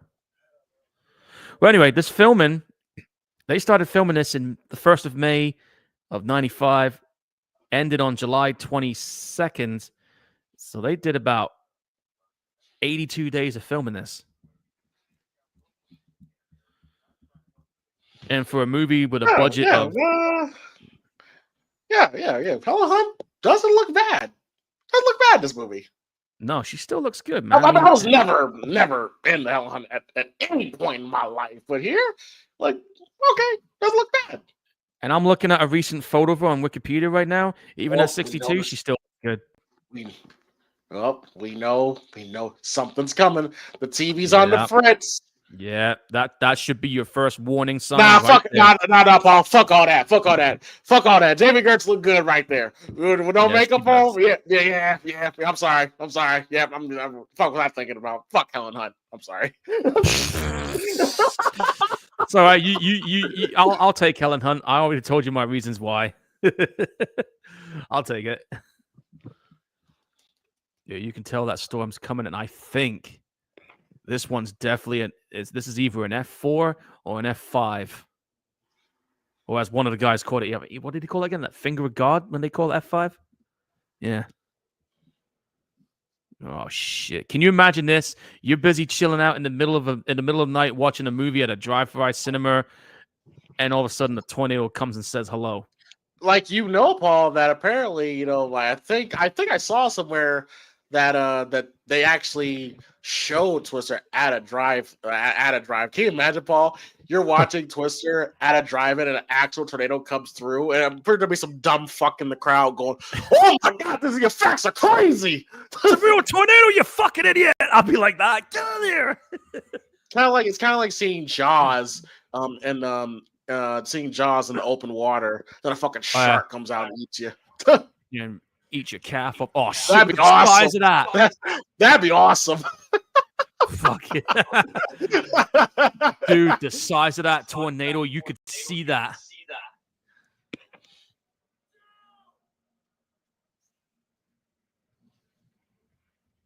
Stop staring at that tornado, lady. Get out of there.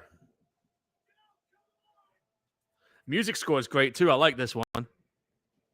Yeah, Mark Mancina did it. Yeah. He did the music for Bad Boys, and yeah. Yeah, he did music for Training Day. Did they bring him back for the sequel? I'm trying to see if they did or not. Hang on. I'm gonna look at his credits a minute.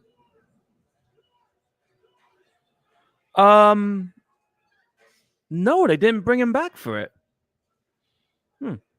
Okay.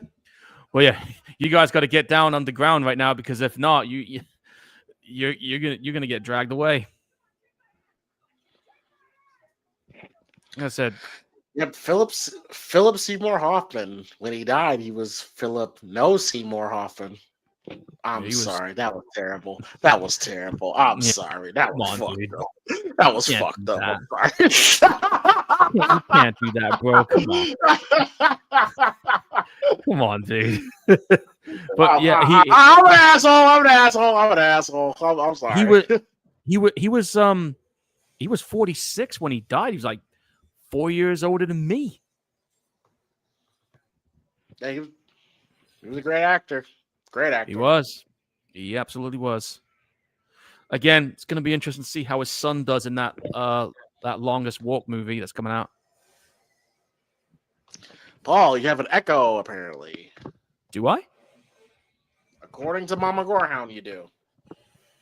That must have been when you heard me, because I could hear myself on my earpiece when I was talking earlier. I think it might have been the echo on your side. I can't hear it now. Is there still an echo, chat? No, I don't hear it on my end right now. Okay. All right. Cool. Dude, watch out for the hubcap.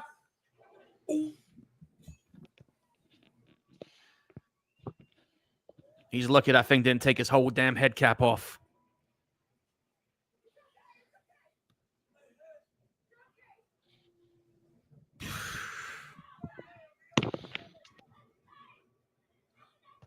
Yeah, she's losing it. You can hear her, your girl's like saying, "I can't fucking do this no more. I'm done." Why'd you come here? Oh, I'm sorry. Watch out for the cart. See, you guys, nowadays that would have been done with CG, just having a CG car coming through something. They threw an actual fucking car into that scene. Oh, my camper's been destroyed. Shit. Yeah, these effects look great. These effects look fantastic. I like the fact that this movie does a combination of the old school way and CG. If this was a Fast and Furious film, Vin Diesel will be lifting the tornado up. He fucking would too. Fuck Vin Diesel. I just want to see him do another Riddick movie. I don't give a damn about Mr. Fast and and Mrs. Diesel. I can't deal with the Fast and Furious movies that much anymore. I mean, like number 10. Now we're at the point now where they're doing espionage and they're in space, and I'm just like, dude, what are we doing? It should have. I've said this before, and I will continue to say this. Should have ended on 7. That was the perfect way to go. You ever saw again another nod to Wizard of Oz? I mean, they don't show Wizard of Oz, but we see Judy Garland, who she passed away young, unfortunately. She was a hell of a talent. Very talented Yeah. woman. Yeah, she was, man. It's a shame what happened.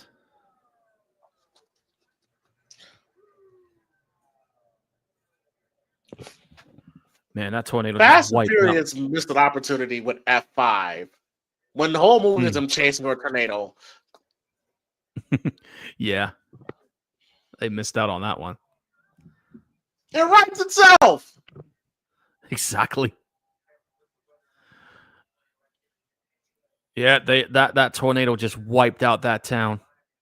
This is what you get, man, when you're living in Tornado Alley.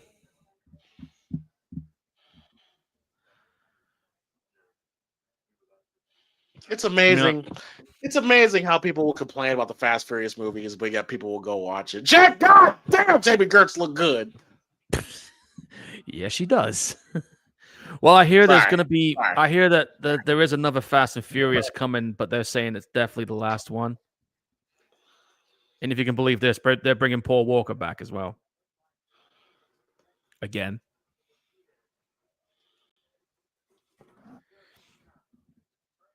It's like they did last time. Basically his brother, his actual real life brother, is the body double. They CG impose Paul's face in it, and well, you know how it goes.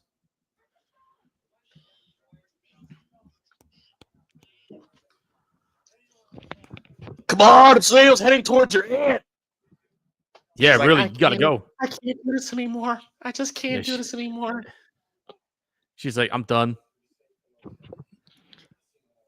And she's telling him, I won't be there.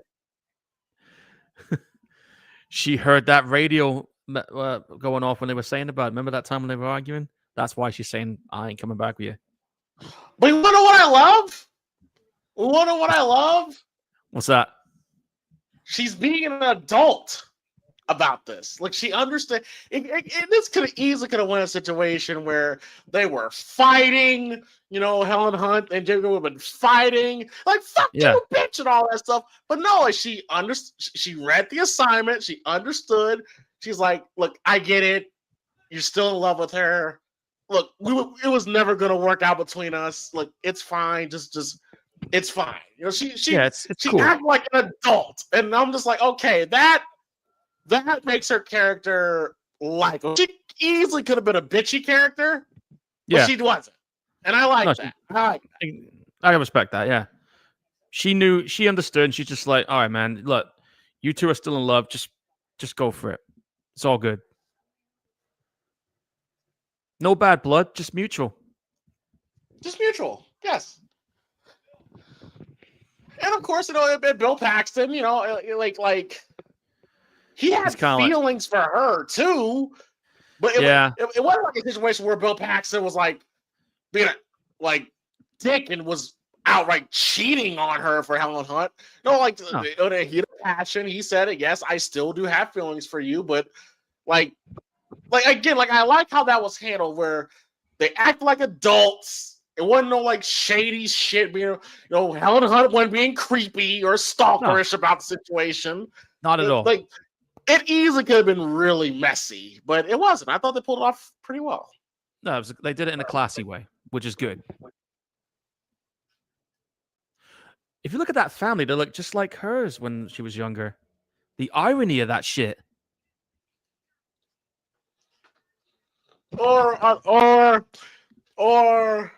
she was seeing things. Or you can have one of those girlfriends that see that you like another woman, and then all of a sudden, out of nowhere, you hear.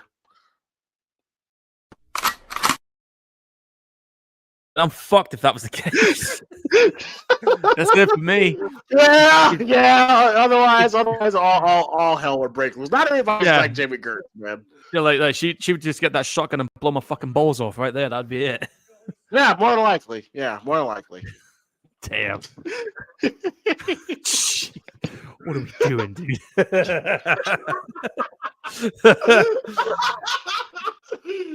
Well, anyway, guys, for anyone who's just tuned in, we're talking about relationships on this movie, but we're currently watching Twister right now.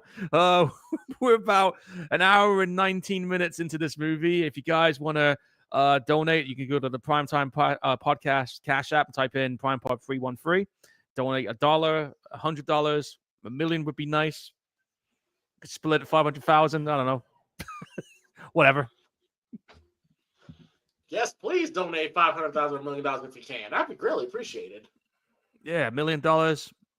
Split it. We're good.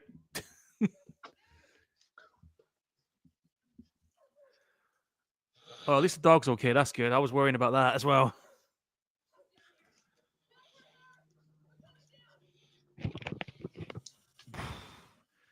Man, that tornado did an absolute demolition job on that town. But this is another thing about this movie as well. They did kind of show the reality of what some of these people go through when this shit hits. And Yes, it's devastating. I remember it was a couple years ago. I think it was not a couple years. It was like maybe 10, 12, 13 years ago. There was a big tornado that hit Oklahoma City, Oklahoma, and it was a huge, massive tornado, and like millions, not million, but like hundreds of thousands of people lost their homes. Man, it was bad, man. And then some of the basketball team, sent plenty of donations. Like, it was a terrible tornado. Yeah, they showed that news on the TV over here. I mean, that made worldwide news. That was pretty bad, dude. You could put that tornado disaster up there with the Hurricane Katrina that happened 20 years back. It's up there with it.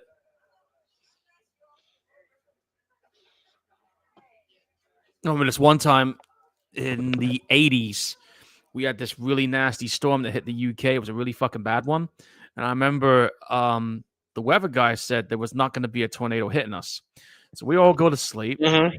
The next thing I remember is there's a fucking tree for our living room window. Jesus.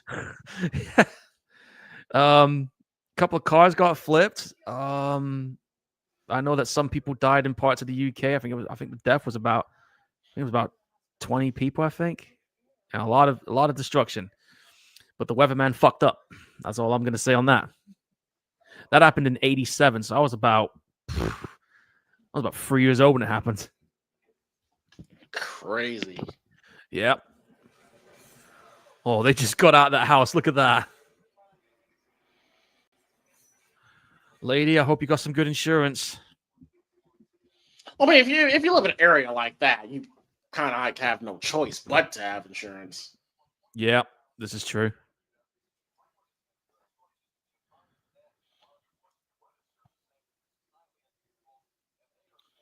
Yeah, they're talking about the news reports, and it looks like they still need to get Dorothy up in the air.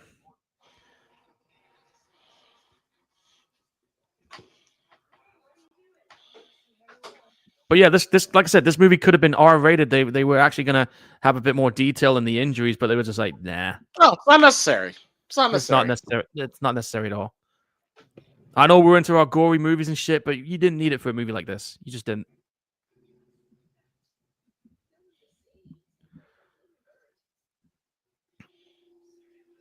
Well, anyway, guys.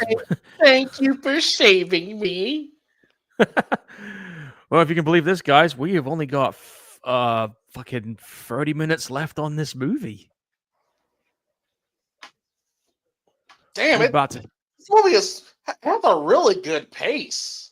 Yeah, I mean, we're about to hit the third act.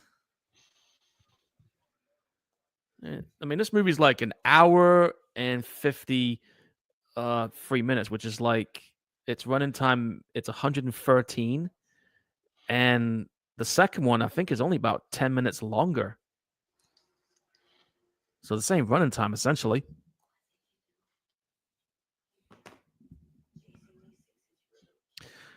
Oh, and interestingly enough, the main guy who was in the Twister sequel, what's his name? Glenn Powell. You're going to be seeing him in a movie in the cinema this November. He's going to be Ben Richards in the next Running Man film. Yep, the Running Man. Yep. Which I spoke to Philip about it. He said this one is definitely exactly like the book, how the story plays out and everything. So I'm like, all right. And the fact it's being directed by Edgar Wright, the guy who did Shaun of the Dead and Hot Fuzz, it's in good hands. So I'm looking forward to it. Trouble is, though, I think it's out the same day Predator Badlands is. So I think they're going head to head. Let me just check that to make sure.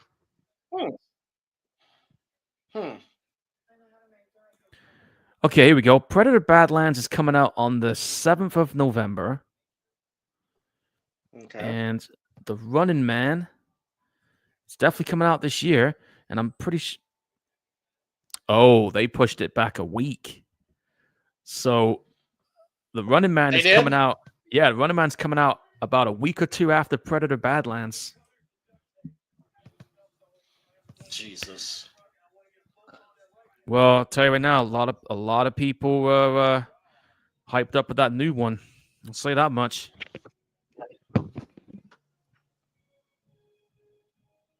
Love that sunset. You know I'm a sucker for sunsets. That's a great shot. Yeah. Great fucking sunrise. We're using Coke and Pepsi cans to make Dorothy fly. Hey, it's a simple idea, but it definitely works. That's why they weren't taken off. Yeah, the cinematography in this movie is grand. It's fantastic. Yeah, cinematography is done by what's his name? Jack N. Green. Shout out to him. He's best known for his collaborations with Clint Eastwood movies.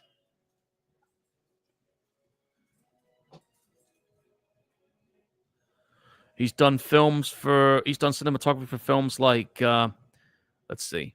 He's done Unforgiven, Deadpool, The Net, True Crime, Girl Interrupted, Space Cowboys. And what was the most recent one he did? Oh, he did that sci-fi movie, Serenity. Okay, cool. There you go. All right, Dorothy 4. Let's get this son of a bitch up in the air. Fingers crossed it works. Oh, they got 3 and 4. So, Paul, what would you rather prefer for the name of our show? The Primetime Tornadoes or the Primetime Twisters?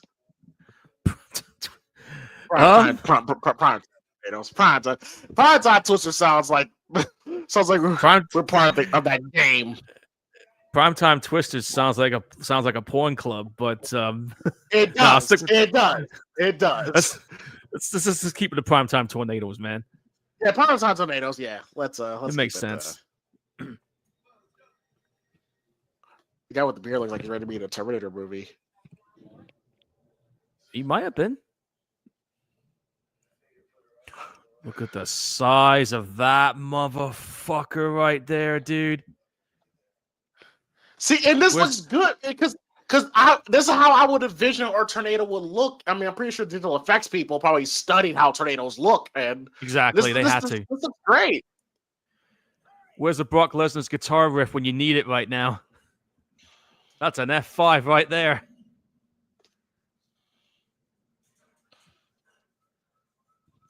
Brock Lesnar shows up. Oh, God, I remember that as well. He sounded like a fucking pterodactyl. Yeah, this is F5, yeah. Yeah, that's a... That thing will rip your ass to shreds right there, man. If you get caught in that, it's game over. Yeah, this is it. You better hope it works. This is it. Yeah, that is the fuck 5. Yep. This is it. Here we go. It's now or never, motherfuckers. Let's go. Last ride. Let's go. Got the camera out. Well, she fought like I did. Was there ever a Twister video game? Pretty cool video game. I think there was. Ooh, that tree almost got it. No. Fuck! Oh, that must be so infuriating for people like us if we were doing shit like that. Oh, man. Oh, and it just gets worse. Final destination! Yeah. That tree... That was... How do you get your truck off that? You don't. That's a legit tree going to a truck, too. Yeah. You're not getting you are not getting your you're not getting your truck out of that. Somebody's gonna have to push it.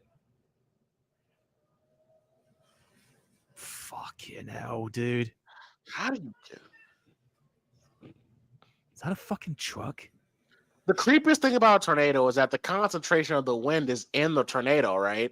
So in Yeah. a lot of cases, it's Oh, not that the shit. tornado is moving. Yeah.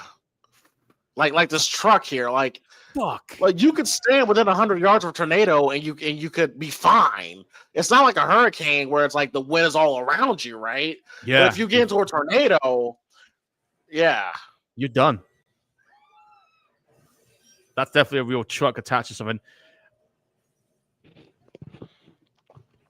By the way, this is the moment where one of our speakers exploded in the cinema. Yes, the type of tornadoes we're going to chase, Paul, are going to be from coast to coast, like F500 tornadoes. Oh, if it's anything like those ones from Day After Tomorrow, we are fucking done. You seen the size of that? I think they go Los Angeles. Don't they go through a house here? I think they go through a house. I think Yeah, that's coming up. I That's think coming up. Paxton goes, yeah. I think he does something like that. I think we're going in. Yep, that's it. Yep, that's it. That's it. Fucking great. See that explosion? We were damn near next to it.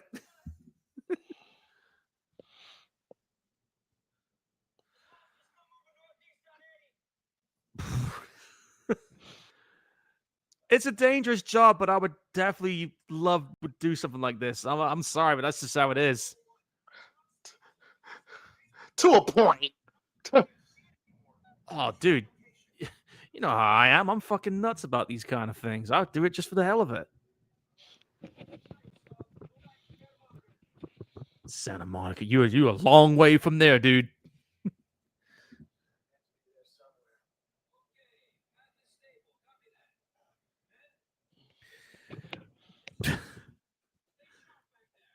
You stay sharp. You're the one that's driving into the head of that damn thing. That looks totally legit. That tornado looks fucking legit. It is. That is definitely they nailed These the look of effects, the whole even thing. 29 years later, look fantastic. Yeah. Like I said, they They're had one of going the best. in. They're driving in, man. Miracle. Damn. Fuck yeah. Oh, still got- see, can you see by your girly light? Oh God. Well, anyway, Yes, guys, miracle. remember what I said? What happens if you don't press play? They took our jobs.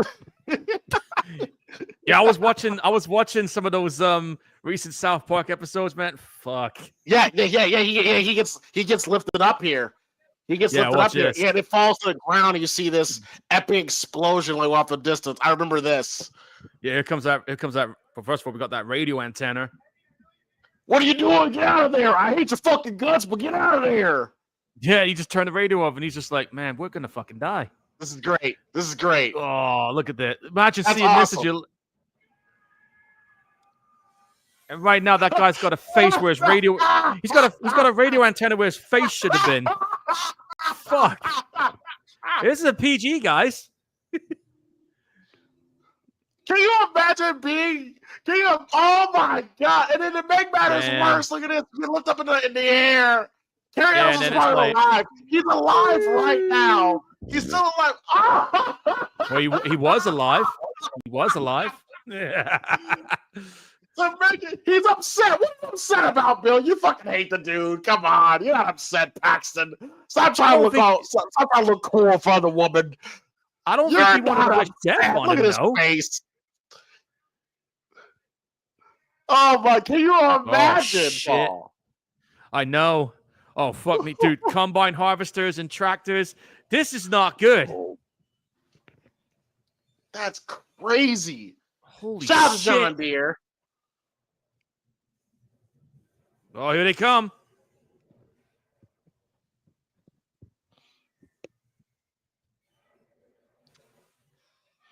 This is great. This is good filmmaking. Debris? Shit. Whoa, watch out for that windscreen. Oh. And I really believe this is Bill Paxton and Helen Hunt dodging this stuff. Yeah, we're going. There's that fucking house.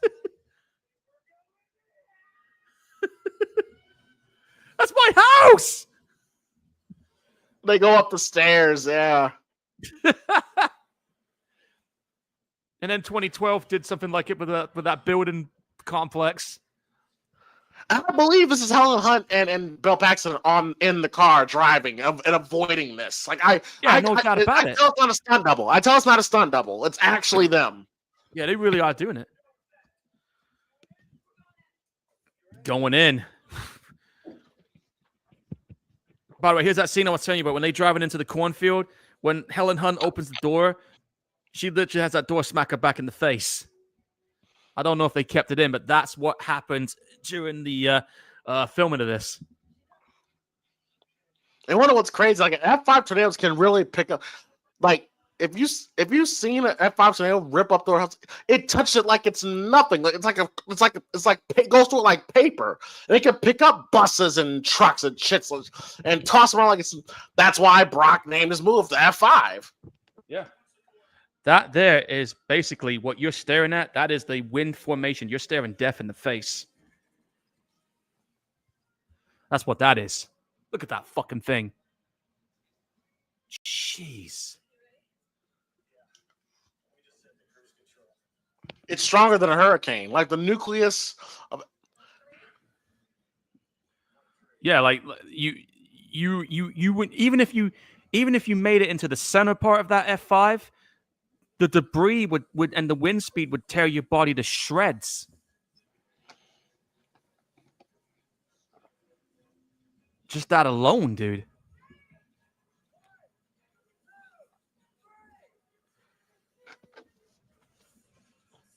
That was a good truck too.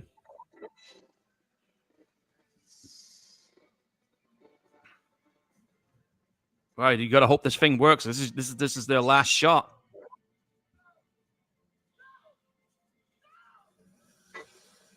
And there they go.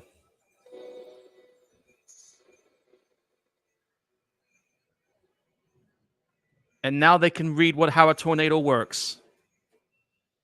Right there. You can see it on the screen. Yep. There you go. That's how it works. And like I said, this was at that time when people were trying to figure out how to do it, and this movie kind of showed it. That guy with the squiggly hair, I'm pretty sure I saw him in Hollow Man. I think so. I think it is. Yeah, this guy here. That's another good movie. I haven't seen Hollow Man in forever. I snuck in to see that, and I was only 16 at the time. The only thing I really remember about Hollow Man, seeing Elizabeth Shue's bare ass. Yeah, I'll tell you the one scene. That was the movie that started my love for Elizabeth Shue. It was Hollow Man. I can tell you the one scene in Hollow Man that pissed me off. What he did to that dog. Yeah, what he did to that dog. Oh, that's right. I thought that shit was hilarious. When I saw that, I was like, you motherfucker. Because it was so unexpected. You did not expect them to do that. No. Oh, dude, they're trying to get away from that tornado. Dude, can you imagine trying to outrun this? How do you outrun a tornado on foot? Oh, the poor horses. Yeah, they gotta run, dude. Just get the fuck out. How could you not want to have sex after this? I mean, just like if you're with a girl, you know, because it's a joint experience. You survive it together. Exactly. How could you not? You know. Yeah, we're going to the hotel after this is over. You just gotta save her life. You just gotta save her life, and then she owes him. You know, then she owes. Yeah, him. Dude, those garden fences like fucking spears. Shit. Or maybe she dies and she gets impaled with a pitchfork. Hey, who are they in Ed Gein's farmhouse? Look at all that shit. He's like, nope. Imagine Paul Leatherface just comes out of nowhere. Comes out of nowhere and kills them both, and that's the end. And the movie just take my ends. chance. The movie just ends. The movie just ends with F5 just going through. I'll take my chances with a tornado. Like, see how close they are to the tornado? That should have took him up right there and then. Just saying. And I mean, they're right next to it. There's a little bit of a error there in my book at this bit. I think this is the thumbnail. Yeah, it is. And by the way, this is the scene where pretty much 3 or 4 of the cinema speakers ended up exploding after this. We could literally see the sparks and smoke just going. We were just like, well, that's the end of the movie for us. So we had to watch what was left of the movie with only like 2 working speakers at that point out of about 7. You know what's crazy, Paul? Like, imagine like in 1971, right? 1971, and you're seeing this movie in the movie theater. This looks fucking crazy, right? Because I'm pretty sure in 1971, I'm pretty sure effects look archaic compared to effects 1996. Whether in 2025, you look at a movie from 1996, and the effects still look fucking great. It's crazy. I mean, you look at a disaster movie from the 70s, like, I don't know, I'll give you an example, like the Tower in Inferno, and those effects were very, very old school, but they, in a strange way, they kind of hold out still in an essence. And you want to know a movie that had practical fire stunts, we got to throw Backdraft in there. But then you look at movies like this from the 90s and from onwards, these effects still hold up. Even even the fire effects, and that's on Backdraft, still hold up, and that was real fire they were using. Imagine, being in this. I don't know if anybody would actually survive. Well, then again, I told you I saw a YouTube video where somebody was actually filming themselves while they're in the house, and the tornado literally got him just like this. He was literally inside. Imagine being inside in an F5 tornado. Look, they might as well start banging right now. Can you imagine banging inside of an F5 tornado? Well, you can't right now because they're having sex right now. I mean, oh my god! Can't right now though because they're like in the air. Look at that. That's fucking beautiful. Yeah. Come on, that'd be one hell of a. Come on, that'd be one hell of a bragging right. Yeah, we had sex in an F5 tornado. All I gotta do is just stick it in once. But just dude, stick it in. Boom! There it is. We've done it. But in all seriousness, that's a beautiful tornado shot. Oh, this house was originally going to be destroyed in the film, but the guy, because it was a historical landmark, they were like, no, we ain't fucking doing that. So they had to comply with the house owners on that one. And that's it. It's gone. Just like that. As quick as it arrives and causes all kinds of hellacious destruction, it vanishes just like that. Oh, yeah, shit. I forgot about another movie that came out during the 90s as well. Another disaster movie. We forgot to mention Volcano. That's starring, I think, with Daniel Harris and Sylvester Stallone. No, that was Daylight. I'm talking about Daylight, right? Yeah. Volcano is the one with that volcano that goes off in Los Angeles. Yeah, I think Linda Hamilton's in that movie. No, that's Dante's Peak. Yeah, that's Dante's Peak. That was her and Pierce Brosnan. I got that as well, funny enough.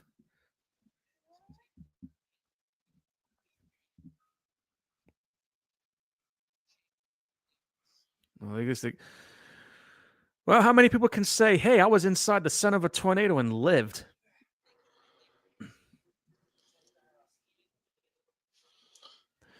We can say, yes, we had sex in F5, and she's pregnant because of it, because she got so hot and turned on, you know? Oh, stop it.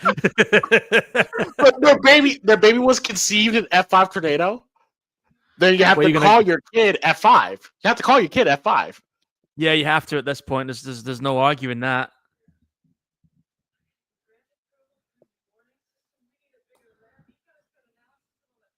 Call a moon unit or some shit like that.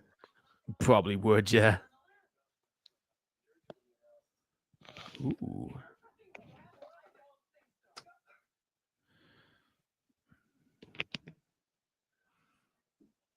All right. Got to get out of the fountain, dude.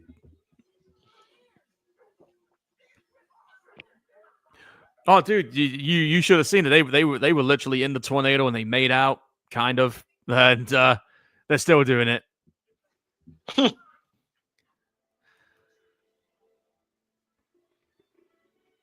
Fuck it, I'm gonna say it. What a fucking movie! It's great. It's fantastic movie. You know, it's rare that we get movies like this anyway. So I'm kind of happy that the sequel still maintained that essence to an extent. But the first movie is still the classic, man. There's no denying that.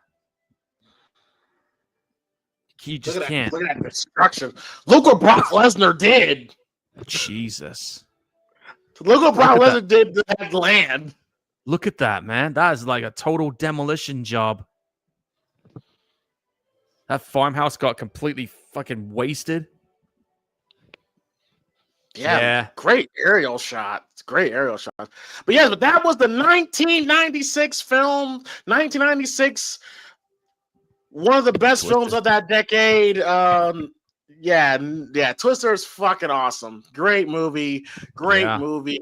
And before we get to the movie news, so Paul can prepare for the movie news. I'm already ready. Man. Okay, great. We'll take a quick commercial break because I gotta use the bathroom. But yeah. Bill Paxton saved the girl. But hey, not everybody needs to be saving these hoes, bro. If Jesus can't save these hoes, why are you trying? What make you think you greater than Jesus, nigga? If Jesus can't save these hoes, why are you trying? Why are you trying, nigga? If Jesus can't save these hoes, why are you trying? Why are you trying? What make you think you greater than Jesus, nigga? What make you think you greater than Jesus?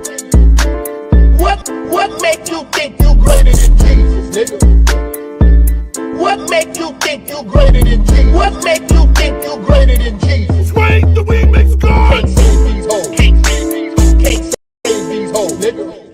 Can't save these hoes. Can't save these hoes. Can't save It's these my hoes, shit. nigga. Can't save these hoes. Can't save these hoes. Can't save these hoes. Can't save these hoes. Can't save these hoes. Can't save these hoes, nigga.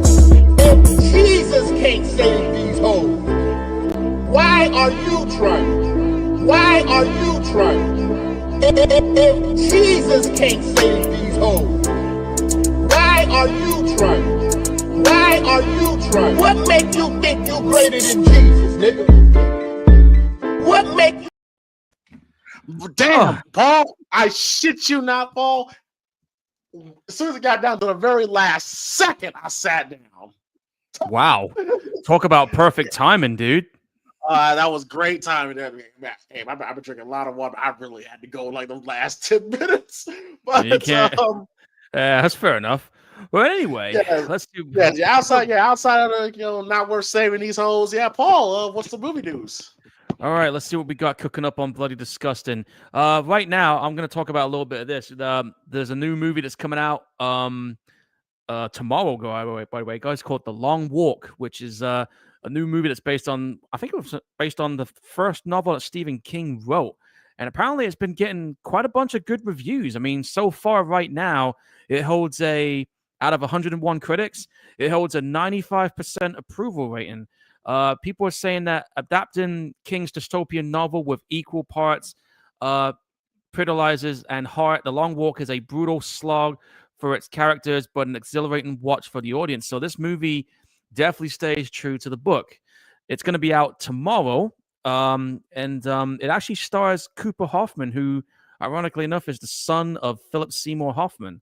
Mark Hamill's in it as well, and that's going to be out tomorrow. So I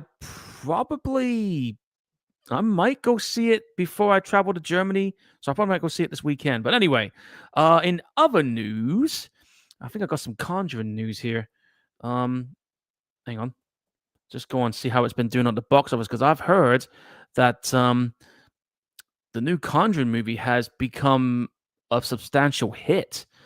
Let me get the box office numbers here. Right, The Conjuring Last Rites, which only just came out about 6 days ago.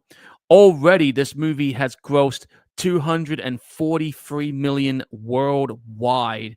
And the other rumor I've been hearing also is that the HBO is going to turn it into a TV series. So we got that coming up at. It's got it here. And also, there's a dinosaur action thriller called Primitive War. I actually saw the trailer for this one. It's basically set in the Vietnam War, but you got dinosaurs that are still around. I've seen the trailer for it. It actually looks pretty promising, but it's going to be dropping on video on demand and digital on the 3rd of October. You can pre-order it now in places like that. It was directed by Luke Sparks, who adapts the author's 2017 sci-fi military novel. The official synopsis is Vietnam, 1968. A recon unit known as the Vulture Squad is sent to an isolated jungle valley to uncover the fate of a missing Green Beret platoon. They soon discover that they're not alone and face terrifying creatures to ever walk the earth. In other words, dinosaurs. So it's kind of like an R-rated horror version of Jurassic Park, but done in like a certain way. It's kind of like Dino Crisis as well. The movie right now currently holds it grossed over $1 million with its limited theater run, and it has a 90% approval with fans and critics. And it's going to be ending up on digital platforms next month. So that'll be something to keep an eye out for. Right. Conjuring television series. I just found the link here. So the Conjuring TV series is moving forward at HBO Max. Because the recent Conjuring movie just broke the record for its box office, both for the Conjuring universe and the horror genre at large. Variety reports that this afternoon, a previously announced Conjuring TV series is officially moving forward at HBO Max. Nancy Wan, who will serve as the project's showrunner, she was known for doing Supernatural and Jessica Jones, which is a Marvel comic book character, by the way. As writer and executive producer, Variety reports that Peter Cameron, who did Werewolf by Night, and Cameron Squirrels, who did WandaVision. So they got a couple of Marvel people on board to be the writers of this particular series. James Wan's Atomic Monster Productions and Peter Safran's company will produce the franchise's very first small screen project in association with Warner Brothers TV. The series will, let me see what's going on here. The series will continue the story established in the feature films. As you know, The Conjuring Last Rite was billed as the final installment in the franchise universe, Phase 1. Oh, we're doing Marvel here, guys. With the film's massive box office success ensuring that the franchise isn't going anywhere anytime soon, The Conjuring films based on the real-life series, you know, the Warrens. So there are currently 9 movies in the Conjuring universe. You got the Conjuring films, you got Annabelle, Conjuring 2, Annabelle Creations, The Nun, Annabelle Comes Home, Conjuring The Devil Made Me Do It, The Nun 2, that's the chronological order. And then this year you got The Last Rites. So because of the success of this movie, we are now going to get a TV series based on the Conjuring series.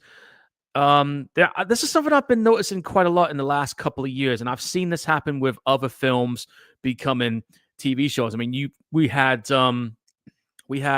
Ash versus Evil Dead, which was a fucking phenomenal TV series. It only lasted 3 seasons, unfortunately. You had the 2 seasons that Wolf Creek did, which takes place after Wolf Creek 2. You had, what else was turned into a movie, turned into a TV series? You had, I know that Dune got turned into a TV series recently because of the 2 movies. Recently, we had Alien Earth become a TV series based on the Alien franchise, and that seems to be doing a lot of good run-ins in terms of reviews and everything. So I can see this trend going on with, and of course, also we got the Welcome to Dewey, which is coming out at the end of the month, which is another TV series based on Stephen King's It. And that's going to be taking place before the events of the 2017 movie. So, James, how do you feel about the idea then that The Conjuring is going to carry on, but as a TV series? I honestly do not see how you could do The Conjuring without the Warrens. I don't know either. I don't see how you can do it without the Warrens, bro. Yeah, I mean, I don't know if it's going to have the Warrens or if it's going to be a completely different story. But the bottom line is that Imagine Evil Dead without Ash. It don't feel right, does it? it kind of worked with those last two movies. I say kind of. Yeah, but the Conjuring and the Warrens, that's. Oh, wait, to be fair, I'm not a fan. I'm not a fan. To be fair, you can kind of get away with it with those standalone sequels of Evil Dead. The Conjuring, on the other hand, you're taking a risk. You are taking a risk by not having the Warrens in this.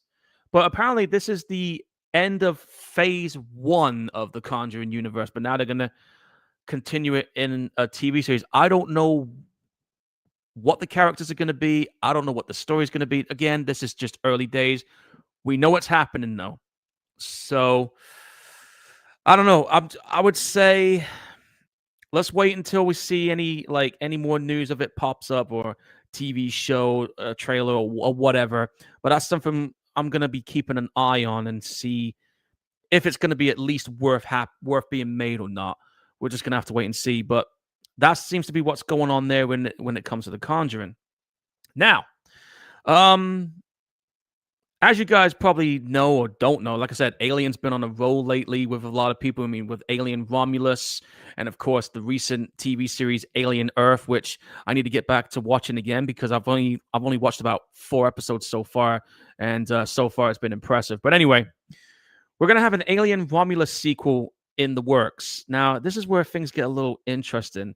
Fede Alvarez and Rondo Sturridge, the guys who wrote and directed Alien Romulus, they have finished the script for the sequel, but Alvarez is not going to be directing it this time. He's going to be producing it alongside Ridley Scott, just like he did with Alien Romulus, but he's not going to be the one directing it this time round. He says here, I think that's what has happened, except for Ridley filmmakers come, you make one and then you pass the baton to the next one, Alvarez said, but we wrote the story because we really loved what we started with Romulus, and we wanted to continue that story that they loved. And but they also want to find a different director that they really wants to go for the jugular. So they're going to pass it on to a different director who can probably take their vision into a different level. I guess that's what they're trying to do here. So they wanted to work on a personal project. So they kept it on the back burner. So there will be a sequel to Romulus, but they're not going to be directing it. But they wrote the script. I'm trying to think now, though, who the hell could direct a follow-up to Alien Romulus? Who'd be ideal to do that? I'm trying to think of a few names right now. Who could do it? I'm trying to think. You could probably get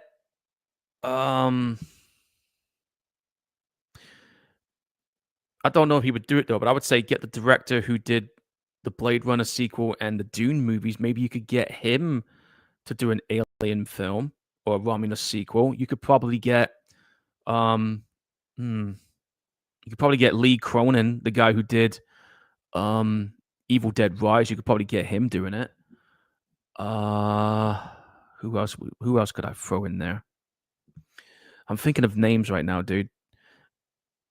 Probably Mike Flanagan, the guy who did the sequel to The Shining, Doctor Sleep. You could probably get him doing it. I don't know.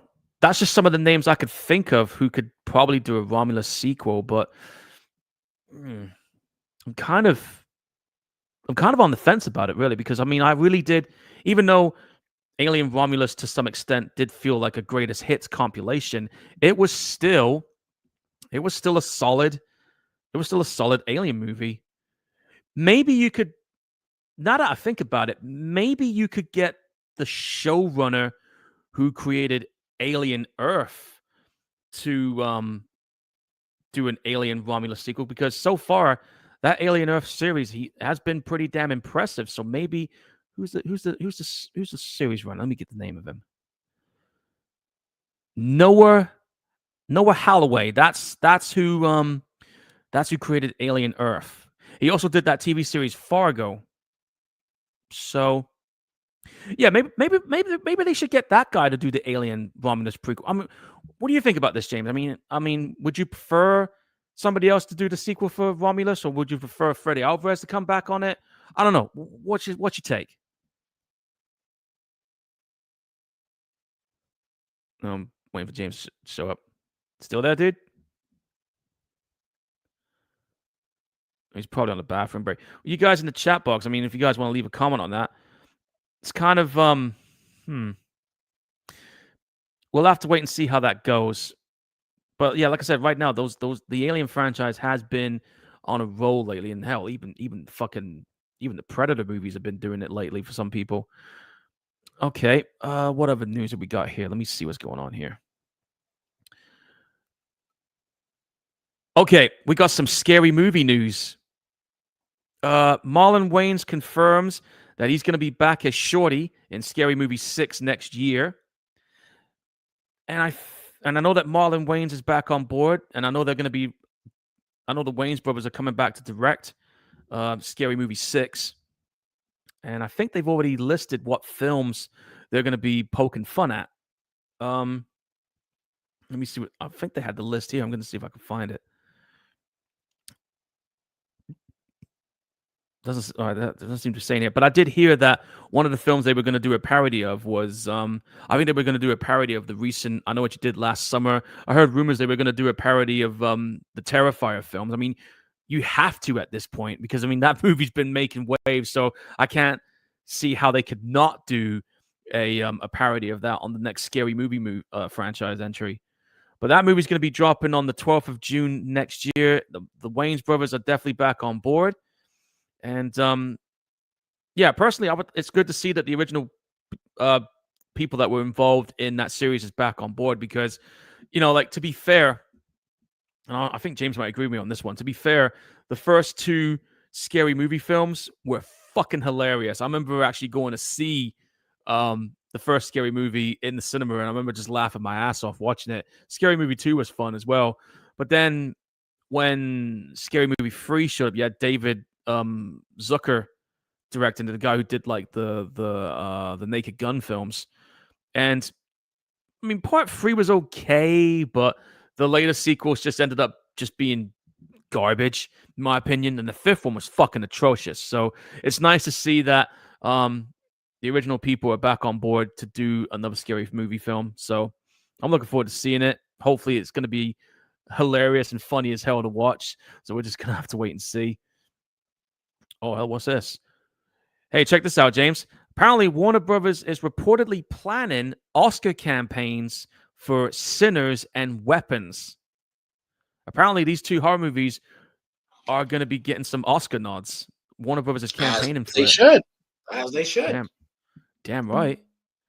Damn right they are. But I'll read it. In case you haven't noticed, Warner Brothers is absolutely running the theater horror space at the moment. And yeah, to be fair, Warner Brothers has been on a fucking roll when it comes to horror movies this year. I mean, it just recently had record-breaking numbers with The Conjuring Last Rites. They recently brought out Sinners. They brought back Final Destination 6, which turned out to be the highest grossing movie in the entire series. Weapons came out, and that movie has now made officially $300 million at the box office. So now it seems rare that Warner Brothers is gunning for a rare Oscar win for a horror film. Hollywood Reporter notes in an article this week that Warner Brothers' box office dominance here in 2025. Sources say that Warner intends on launching an awards campaign, not just for Paul Thomas Anderson's One Battle After Another, but also for Sinners and Weapons. It's rare for a studio to push a horror feature into the Oscar race, much less two.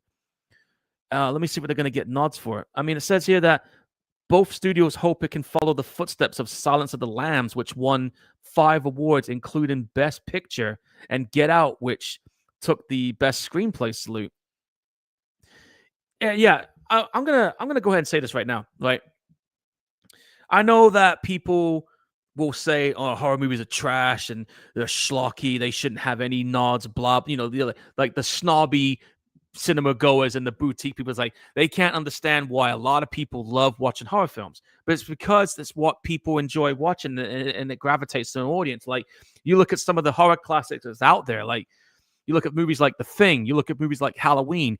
40 and 50 years on, people still talk about those movies. And those critics that give these like snobby movies the high scores, not many people talk about them. So it's nice to see that horror movies are finally getting some kind of Oscar nods and getting some flowers. Because I mean, it's about time that horror movies get taken seriously with some of these movie awards. I mean, it's all good having the Fangoria Chainsaw Awards and the Saturn Awards, but it's nice to see a movie that knows it's a horror film get like a best picture nod or something. Because let's face it, the only movie that got a best picture nod as a horror movie is Silence of the Lambs. It got 5 awards for anyone that never caught on to that. But yeah, I don't know if I call Silence of the Lambs a horror movie. Well, that some people call It's it a that. thriller. It's a thriller, but I won't say a horror movie. I know, but some people would say it is a horror film to an extent because of the fact that you got a villain like Hannibal who's a cannibal, you got Buffalo Bill who's skinning people. It has, even though it's a thriller in the essence of the way the movie plays out, but at its core, it does have horror undertones. That's what people usually debate on it about. I mean, the only movie we've seen recently that came close to getting like major Oscar nods would be, and I still haven't watched it yet, and that's The Substance, the one that Demi Moore was in. I mean, that movie got a bunch of Oscar nods. So it's a great movie. Yeah, it's a really good film. I have to check it out. I think South Park did a parody of it recently where that woman's face falls off. I'm thinking, hang on, isn't that on The Substance? Because I remember seeing a little clip on YouTube about that, the scene with the face trying to crawl away or some shit. But yeah,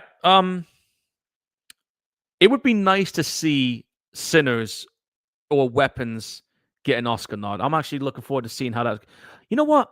I haven't watched the Oscars in a while. I might, if they do successfully get nodded for those nominations, I will watch it just to see if they finally win it. I'll definitely tune in for that. Because the last time I got interested in the film awards was when Mad Max Fury Road was getting a shit ton of nominations. And yes, folks, I was pissed that it didn't get the best picture award because I felt like that movie deserved it. But, whatever. It is what it is. All right. Next bit of news. Now, James, you've seen that movie Violent Night, haven't you? Violent Night. Yeah. It's got David Harbour and he's playing like Santa Claus. It's like a Christmas Die Hard movie. Well, we got a sequel coming. A sequel's on its way, and I've just found out that MJF is going to be casted in it. Yeah, Maxwell Jacob Friedman is going to be in Violent Night 2. Yeah, he's been slowly getting into the Hollywood space. Yeah, he's kind of been I mean, the first movie I saw him in was, I think it was the one about the Von Erichs, wasn't it? Iron Claw. And then he had a pretty substantial role in Happy Gilmore 2. But yeah, according to this, guys, Tommy Walkler, the guy who directed Violent Night, is going to be back on board to direct Violent Night 2, which is coming out next December. And we just learned that this afternoon, AEW wrestler MJF, Maxwell Jacob Freeman, has joined the cast. And also, Andrew King Bachelor is going to be in this too. Joel Portliano is going to be in it. Jared Harris is in it. Daniela McKellar is in it. Kirsten Bell. And, of course, David Harbour is going to be back on board as Santa Claus. This movie is going to be dropping on the 4th of December next year. Pat Casey and Josh Miller are back to write the script, which promises more bloody mayhem. It says here, there's stuff that we left on the floor, like the North Pole, Mrs. Claus, the elves. Tommy Walker noticed last year that, but story-wise, I think we have a really cool idea that expands on the world and the scope, but still keeping in the tone of the first movie. If you guys have not seen the first Violent Night movie, it was basically about a team of elite mercenaries that break into a wealthy family's house on Christmas Eve, taking everyone hostage. But the team isn't prepared for a surprise combatant, which turns out to be Santa Claus, who's still shit-faced after drinking in a bar. And he's just caught in this situation. He has to try and save the day. So it's kind of like Die Hard, but with a Christmas theme It's a pretty fucking fun movie. There's some nice gory moments, and the guy who directed it, it's the same guy who did the if you don't know if you guys have seen this horror series called Dead Snow, and if you guys haven't seen that, you should definitely check it out. If you like splatter horror comedies, you'd like Dead Snow. The sequel, I think, is a more it's a more polished movie. But yeah, Violent Night 2 will be dropping on the 4th of December, and it just turns out that MJF is going to be in it too. So that's going to be interesting to see. Rob Zombie and Sherry Moon are doing a live. There you go. Are doing a live Q&A in, I think it's a Cincinnati or CT, and it's basically for the 20th anniversary of the Devil's Rejects. That's right, folks. Devil's Rejects is officially now 20 years old. Crazy. Yeah, I remember. I actually remember seeing this movie in the cinema when it first came out. But yeah, this year marks the 20th anniversary of Rob Zombie's masterpiece, The Devil's Rejects, which a lot of people will say, and I could say I'm probably one of them that would say this. I do think that Devil's Rejects is Rob Zombie's best movie. Like that movie was like out of all the movies he's done, that's the one that everybody talks about the most, in my opinion. But yeah, the film's going to be coming back to the cinemas this October. Nationwide screenings are going to be taking place on October 6th to October 8th. But horror fans in Connecticut are getting a very special treat, like a little bit later in the month, where Rob Zombie and Sherry Moon Zombie are going to be making a Q&A appearance at the Benton Cinema Arts Center on October 16th on a Thursday. Both zombies will be taking part in a Q&A following the movie.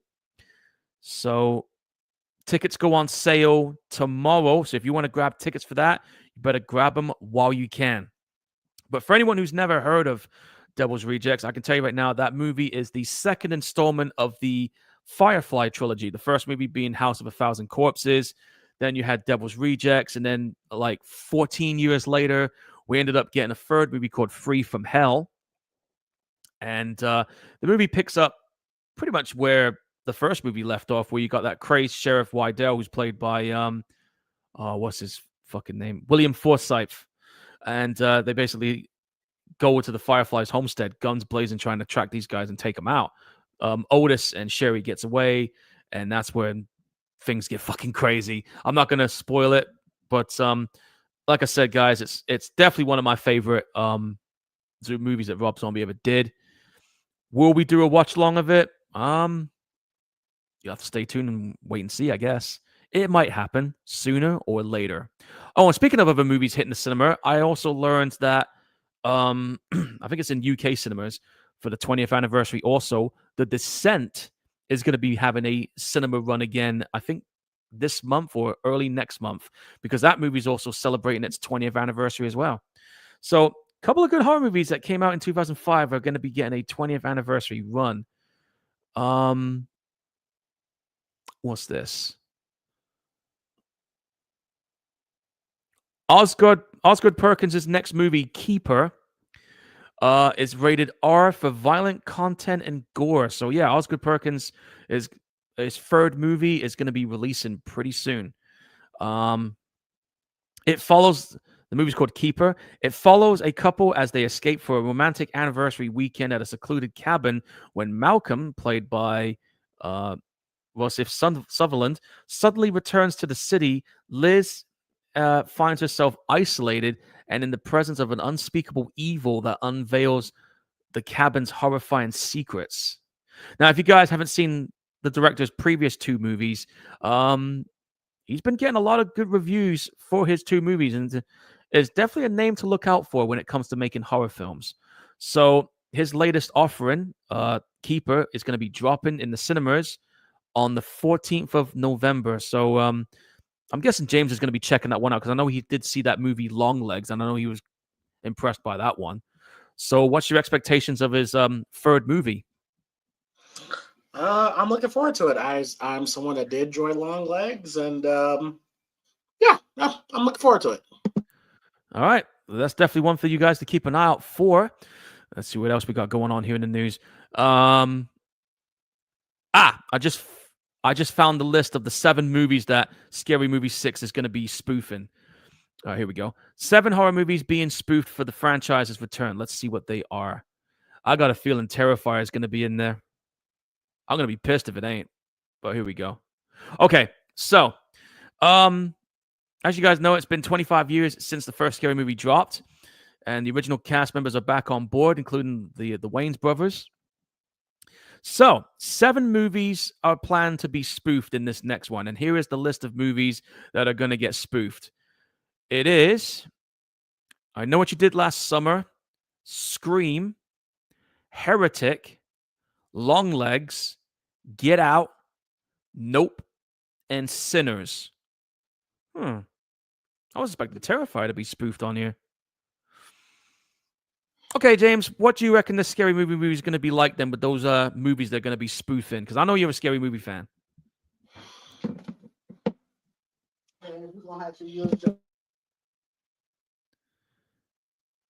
Oh, his mic just went off. Well, me, like, before James drops his thoughts on it, I know they've done Scream before, and I know they've done I Know What You Did Last Summer before. I can see why those 2 movies are back in there again because, you know, Scream recently had 2 recent sequels. The recent I Know What You Did Last Summer made a comeback as well, even though that one didn't do very well. And Heretic is a movie that's made some waves in the horror scene. Longlegs, I had a feeling that was going to be a target for that. Get Out, Nope, and Sinners. I had a feeling that they were gonna be added on there, but I was expecting Terrifier. No to be in there. slashers. No slashers. It's all the cerebral paranormal stuff, which I'm fine with. But yeah. There's only 2 slasher movies. There's only 2 slasher movies they've added. I Know What You Did Last Summer and Scream. Well, that's what they did for the first film, so that doesn't surprise me. But yeah, I mean, hey, I'm all for it. So yeah, I don't mind them doing the cerebral stuff. I'm kind of surprised that Terrifier didn't end up on that list, but okay. I mean, I'm still looking forward to seeing this movie either way. I mean, Scary Movie is going to be fun to watch. I'm definitely going to go see that in the cinema day one, no doubt about it. Okay, Five Nights at Freddy's is getting a sequel. I'll be honest with you, man. I wasn't a fan of the first movie. I mean, the fact that the movie was a PG-13, like, come on, man. But yeah, Five Nights at Freddy's 2 is going to be rated a PG-13 for violent content and terror. For context, the first movie earned the same rating within the same classification. Based on the widely popular video game series, this movie is going to be hitting the cinemas on the 5th of December this year. From Universal and Blumhouse Studios. 1 year has passed since the supernatural nightmare at Five Nights at Freddy Fazbear's pizza restaurant. The story is about what transpired there and has been twisted into a campy local legend inspiring the town's first ever Faz Fest. Former security guard Mike and police officer Vanessa have kept the truth from Mike's 11-year-old sister, Abby, concerning the fate of her animatronic friends. But when Abby sneaks out to reconnect with Freddy, Bonnie, Chica, and Foxy, it will set in motion a terrifying series of events, revealing dark secrets about the true origin of Freddy's and unleashing a long-forgotten horror hidden away for decades. I don't know if you've... Oh, and by the way, Jim Henson's Creature Shop is returning to design the animatronics of this film. I don't know if you've ever played the video games, James. I tried to play the first 2 games at least once. The thing about that game is that it keeps you panic and fear inducing because basically you've got to survive the night shifts for like 5 nights. And you got to keep an eye on the cameras. You got to try and keep a pattern and a routine going. If you fuck up once, they will catch you out. And if they catch you out, you're pretty much done. But you also learn like secrets as well. I'm not too familiar with the series that much. I've seen clips on YouTube. I've seen other people play it. Like I've seen Markiplier do the Five Nights at Freddy's playthrough, and it's a very hectic game to master if you don't know what the fuck you're doing. But it's a pretty cool horror game with an interesting like lore behind it. But yeah, it started off as I remember when the first game came out. It started off as an indie made game. But it became such a box office smash with critics and everything. It made a a fuck ton of money and ended up making a mega franchise in the video game series. And now to the point where we now have 2 movies based on it. I've not seen the first movie because I wasn't too sure if the PG-13 stuff would work. My sister watched it and she was kind of like 50-50 on it. But have you ever thought about seeing those films, or have you ever played the video games of that? I don't know. I have not. I have not. I have not played a single solitary second of Five Nights. No, I've only, like I said, I've only played it briefly, and it kind of frustrated me because I kept fucking up the routine camera patterns. Because if you get it wrong, you're pretty much done. But there is an interesting story behind it, but it's not the kind of game. I mean, I like the horror concept of it, but it's not the kind of video game that I could get into playing. I mean, I tried, but it drove me fucking nuts just trying to keep the routine right. So, but for those who are fans of the video game and enjoyed the first movie, I think you might end up enjoying this one. What's this? The Ugly. It's a new horror movie from the director of Train to Busan. Latest investigates a 40-year-old. Oh, hang on. Let me look at this. I haven't heard of this. Nothing stays buried in director latest movie, The Ugly. The film begins rather. Oh, this is a review. I don't want to go into spoilers too much, but apparently, according to this review, it seems to be getting some positive reviews. The film does not currently have a North American release yet. It'll probably release it in the UK over here later in the year. But yeah, any movie that's done by the guy that did Train to Busan, I mean, I'm definitely interested in seeing how that one will go. I think he's also working on another movie, which is kind of a zombie horror film. I'm just gonna see if I can. I'm gonna see if I can get the name of it. I think I did mention it on one of the news articles months back. Let me just see if he, because I did hear rumors also that they were thinking of making another entry in the Train to Busan series. Let me just check what's going on there. Scroll down. Well, that's was that the one? Hold on. No, that's a thriller. He's got a movie that's coming on Netflix. Oh, it's already out on Netflix called Revelations. I ain't seen that yet. There was another Outbreak type movie he was doing, but I don't know if he's doing it. But yeah, that movie, The Ugly. I got the Wikipedia up right now.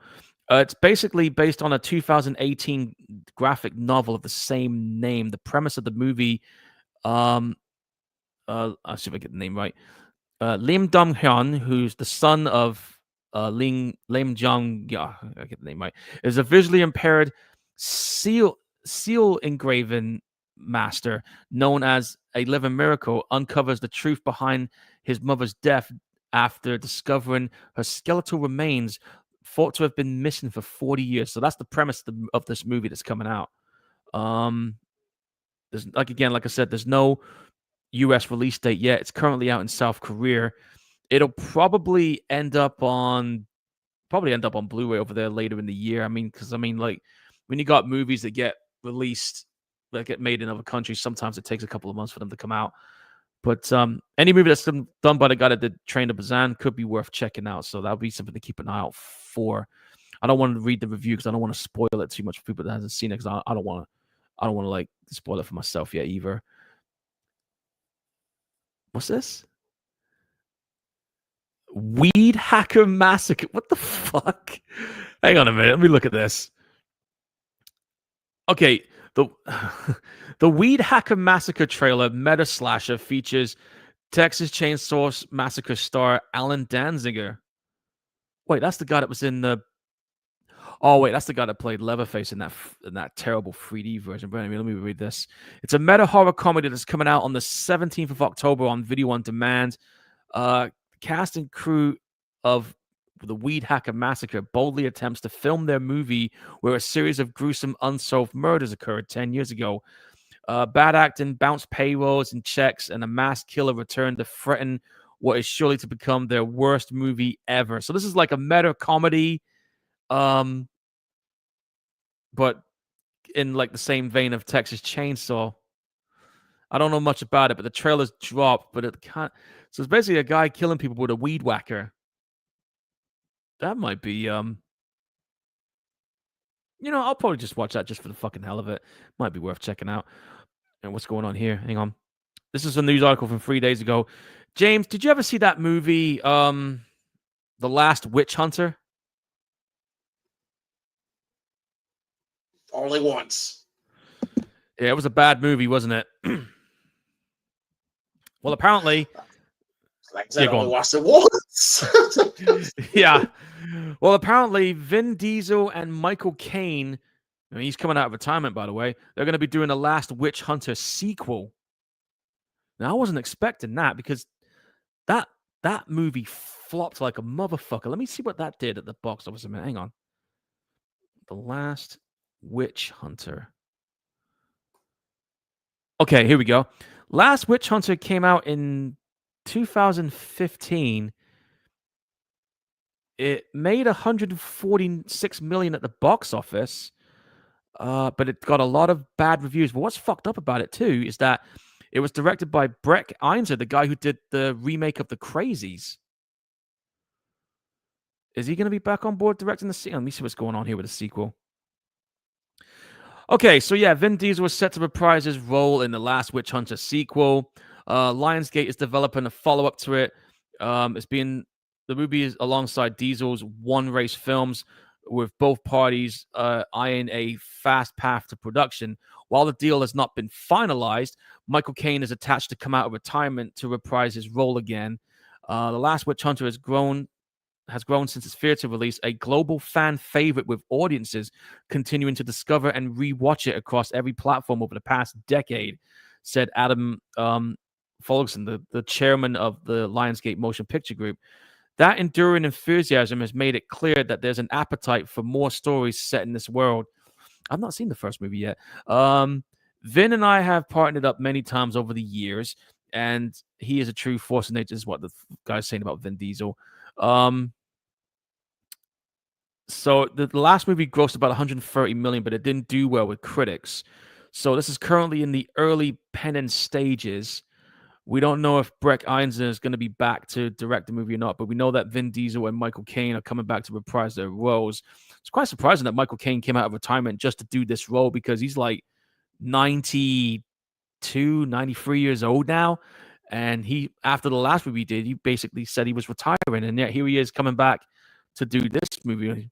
So I'm guessing something about this script attracted him to come back. Maybe I don't know. But yeah, if anyone is interested, there is going to be a sequel that's going to be coming out. I don't know when, but they're currently in the planning stages of it.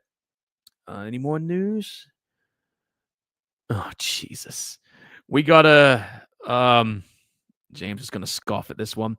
We got another John Travolta horror movie in the works.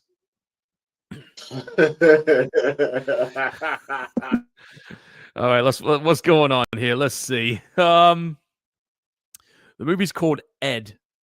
That's it, ED. The horrors of AI will be unleashed upon a cast, including John Travolta and Chet Hanks. That's Tom Hanks' son, isn't it? Upcoming horror movie called Ed, announced and detailed by Deadline this afternoon. Crystal Reed, who was in the Teen Wolf TV series, has also signed on to star. Christopher J. Scott will be directing this AI-themed horror movie. What's this about? Currently in production, it centers around a sentient AI chauffeur bot that escapes the lab and begins killing reckless drivers under the guise of public safety. So basically, it's a killer car movie in an AI form. Panagear Studios' Steve Greensberg said, "We're committed to bold storytelling that mixes big ideas with real emotion. Ed is exactly the kind of cinematic risk we're excited to take." That's all we've gotten it so far, but it's going to be an AI killer car horror movie film that has John Travolta in it. Now, me and James has seen a previous horror movie that John Travolta was in that Fred Durst from Limp Bizkit directed called The Fanatic. That wasn't a good movie. Travolta's career as of late, man, has kind of been in direct-to-video or direct TV purgatory. I'm guessing, James, you don't have a lot of hope for this one. Hell no. My thoughts exactly. If it's free to watch on Amazon, I'll probably watch it just to bore myself to sleep. But yeah, whatever. That's what I say about that one. Anyway, what else we got going on here? We have hello. We've got a horror comedy here starring Justin Long and Kate Bosworth. It's called Coyotes. They just dropped a trailer for it just recently. What's this about? Hang on, I ain't even heard of this. So Kate Bosworth and Justin Long, who are real life spouses in real life, by the way, discovers that the darkness has teeth in a red band trailer for a film called Coyotes. It's directed by Colin Minahan, who did Grave Encounters. The eco horror comedy will premiere at the Fantastic Fest in Austin, Texas on the 20th of September before it gets a cinema run on October 4th. When a scorching wildfire hits the Hollywood Hills, a family is stranded as their neighborhood is destroyed and their homes become blazing prisons. Meanwhile, a pack of predatory coyotes, disoriented by the fires, tighten their perimeter around the house. Rendered powerless by collapsing roads and no electricity, the family must rely on their courage, resilience, and love for one another to survive both the inferno and the snarling threat outdoors. So basically, this is like Crawl, but only instead of a house flooded by a hurricane and a pack of hungry alligators, we're now in a Hollywood forest fire with some hungry, pissed off coyotes.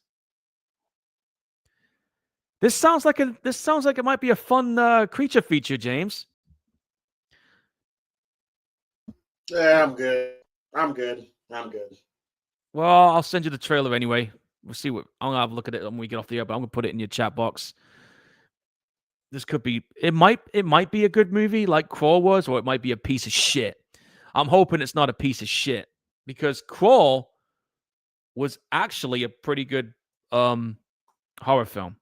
But yeah, there's a trailer for you, James, in the chat box and your Facebook chat. We'll get to that probably when it's off the air. Seeing if there's anybody still alive in the chat box. Nothing going on here. Any more news? Let's see. What do we got going on? I'm literally just thumbing down and nitpicking what we got here. What do we got? Hang on. What's this? Oh, shit. Right, James, you've watched a movie called Lights Out, haven't you? Yes. Well, the guy who directed that, he's going to be doing a new Amityville horror film. Wrap this up, bro. With the writers of The Conjuring Last Rites involved in writing. What the fuck? Now, you do know, folks, that there were over 50 Amityville movies. And now we're going to add one more. So apparently, David S. Sandberg, the guy who did Lights Out, Until Dawn, and he did the Shazam movies, he signed on to direct a new Amityville horror film, which is being made by MGM's Amazon Studios. Oh, boy. Ian Goldberg and Richard Nang, the guys who did The Conjuring Last Rites, Autopsy of Jane Doe, have been tapped in to pen the script. Described as a reimagining of a horror classic. Here we go again. Details are under wraps. Sandberg will produce alongside the Safran Company, Peter Safran, who did The Conjuring, Superman, and John Rickard, who did Rampage and Peacemaker. Sandberg partnered with Lloyd Larson, with an executive producer with the Safran Company. Sandberg previously collaborated with them on Annabelle Creation, and of course, like I said, Shazam earlier. The Amityville horror stems from, well, we already know the history of this. This is the second high-profile Amityville movie in the works. Actually, this is the second time they've done a high-profile Amityville movie since the 2005 remake that was done that had Ryan Reynolds in it. But man, how many more Amityville horror movies, guys, do we have to see? I'm gonna start screaming like that house in a minute. Get out! But yeah, we got another one. I'll just wrap it up there. I'm just gonna leave it there when it comes to that Amityville news. Do we really? We don't need a fucking another one. The ultimate example of what I've been saying since Day one since we started doing shows. And that's the ultimate example. 50 of them, dude. Why would you fucking It's need ridiculous. 50? But also, this is where you need to call the fans out. This is where you got to call the fans out too. People keep watching them. Unfortunately, that's how it is, man. Yeah, you gotta call them. Okay, listen, I'm just as guilty, but even for me, Amityville, that's too much. I almost broke my damn microphone. Don't do that, dude. I don't want to break mine either. Mine's a fucking Blue Yeti, and they're not easy to get. Oh God! On that note, all right. So, are you done? Are there more news? I'm just seeing if there's any more. I'm just skimming through this right now. Hold on. There's a lot of Conjuring news right now at the minute. Hang on. I'm scrolling down just a tad bit more. No, that's it. That's it for now. All right. Cool. All right. Paul, tell the people where they can find you. Hang on, we got to do the movie announcements before we want to come back. You are But right. first, You are right. You are right. Yes. Okay, first of all, guys, I got to put a heads up right now. There won't be a show next Thursday because I'm going to be traveling to Schwehen, Germany for another carnivore event. So the next episode will be on the 25th of September. Now, originally, I was going to do a disaster movie, but because this movie is going to be released on Blu-ray the day I come back from Germany, and 2 weeks ago, they just recently released a trailer for the upcoming one that's dropping in January. I thought, okay, I'm going to push the disaster movie I had in mind at least 1 week, and I'm going to put this one ahead. So for my next pick, folks, it's the long-awaited sequel. Some critics like it. Some people didn't like it. Me, on the other hand, I enjoyed it, but it wasn't how I expected it to be. So this is going to be an interesting one for us to see before the new one comes out, guys. But my next pick is going to be 28 years later. And what have you got? Well, I was gonna do another disaster film. We'll keep those after 28. No, because Yeah, Halloween.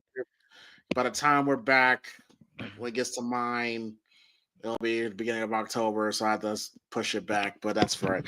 All right, so we're about to go to the bottom of the barrel of this franchise. This is the greatest movie in the franchise. This is probably the best movie in this franchise. James, if this is what I think it is. No, it's not. No, it's not. Okay. No, it's not. Okay. No, it's not. Okay. No, it's not. But this is a movie that a lot of this fan base hate. So we're going back to the big three, and and we're going to be starting Halloween season. What is it? With Jason Goes to Hell. You know what's ironic? I actually got that on 4K and Jason X. I have the unrated version. I got them both here. Yes, we're gonna revisit that interesting film. It's different. I'll give them that. Oh, it's different, all right. Yeah, different, but yeah, yeah, that's gonna be a fun one. That's gonna be a fun one. Paul, tell people where they can find you. All right, guys, if you're on Facebook, type in Paul Burke's Photography Corner. You can expect a lot of photos for where I'm going to be going next week. If you want to see some cool horror content, go on Support Indie Horror. There's a lot of cool independent horror movie content there. I think we're at 10,000 followers now. I will check that later, and then I'll let you know when we come back on the air. I'm going to look for it now. If you're on Instagram, you can find me on there, Paul Gorehound Burt. If you're on Twitch, Gorehound1983. I'm actually... I've been kind of lagging on my video game streams, so I'm planning on bringing back some video game podcasts, and I'm thinking maybe, because we're in Halloween season, I was thinking about maybe checking out Cronus New Dawn, or maybe revisit Dead Island 2, because I know James hasn't seen it yet. I'm going to see if I can try and get him to join the chat when I'm streaming that one, if I get around to it. And also, guys, if you're on Blue Sky, I'm on there too.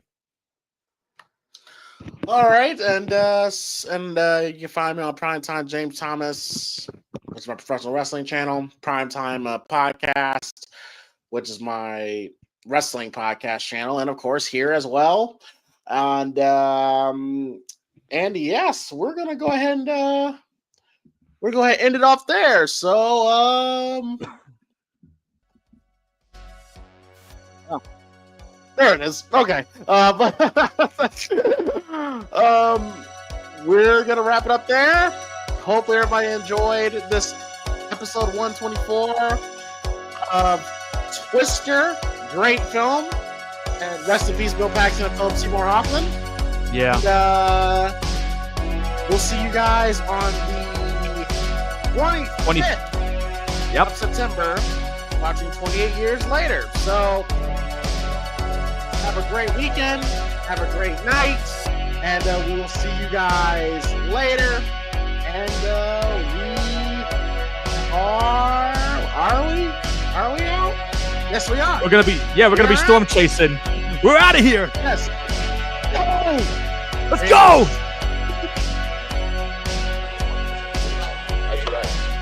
You so-called Christian-looking whores, jumping in some church, flapping your ankle chains around, all on the choir, breasts hanging out, lips all red, nails painted red, purple, blue, green, long like bird claws, all this fake hair, breast implants, toenails painted with little fake diamonds in it. Your toes ain't richer. You're nothing but a prostitute. Amen. Yeah, man! Go to church now. Go to church. Got nothing but a singing hoe, a shouting hoe, a organ playing hoe, a choir director hoe. Hey, preacher. If what I just said describe your wife, you're married to a hoe. Am I right, officer? Talk to me.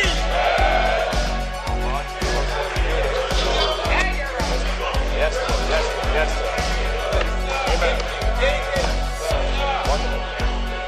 Amen. Hallelujah. Man, that's a real man. Don't want his wife out in the street looking like a prostitute. And you a holy woman? Or claim you's a Christian? Christian with skin-tight pants, showing the very shape of your birth canal. Going to some church with the shape of your birth canal exposed in public and jeans all up the backside of your behind, carrying a Bible. That's right. Going to church. That's right. Yes, sir. Yeah.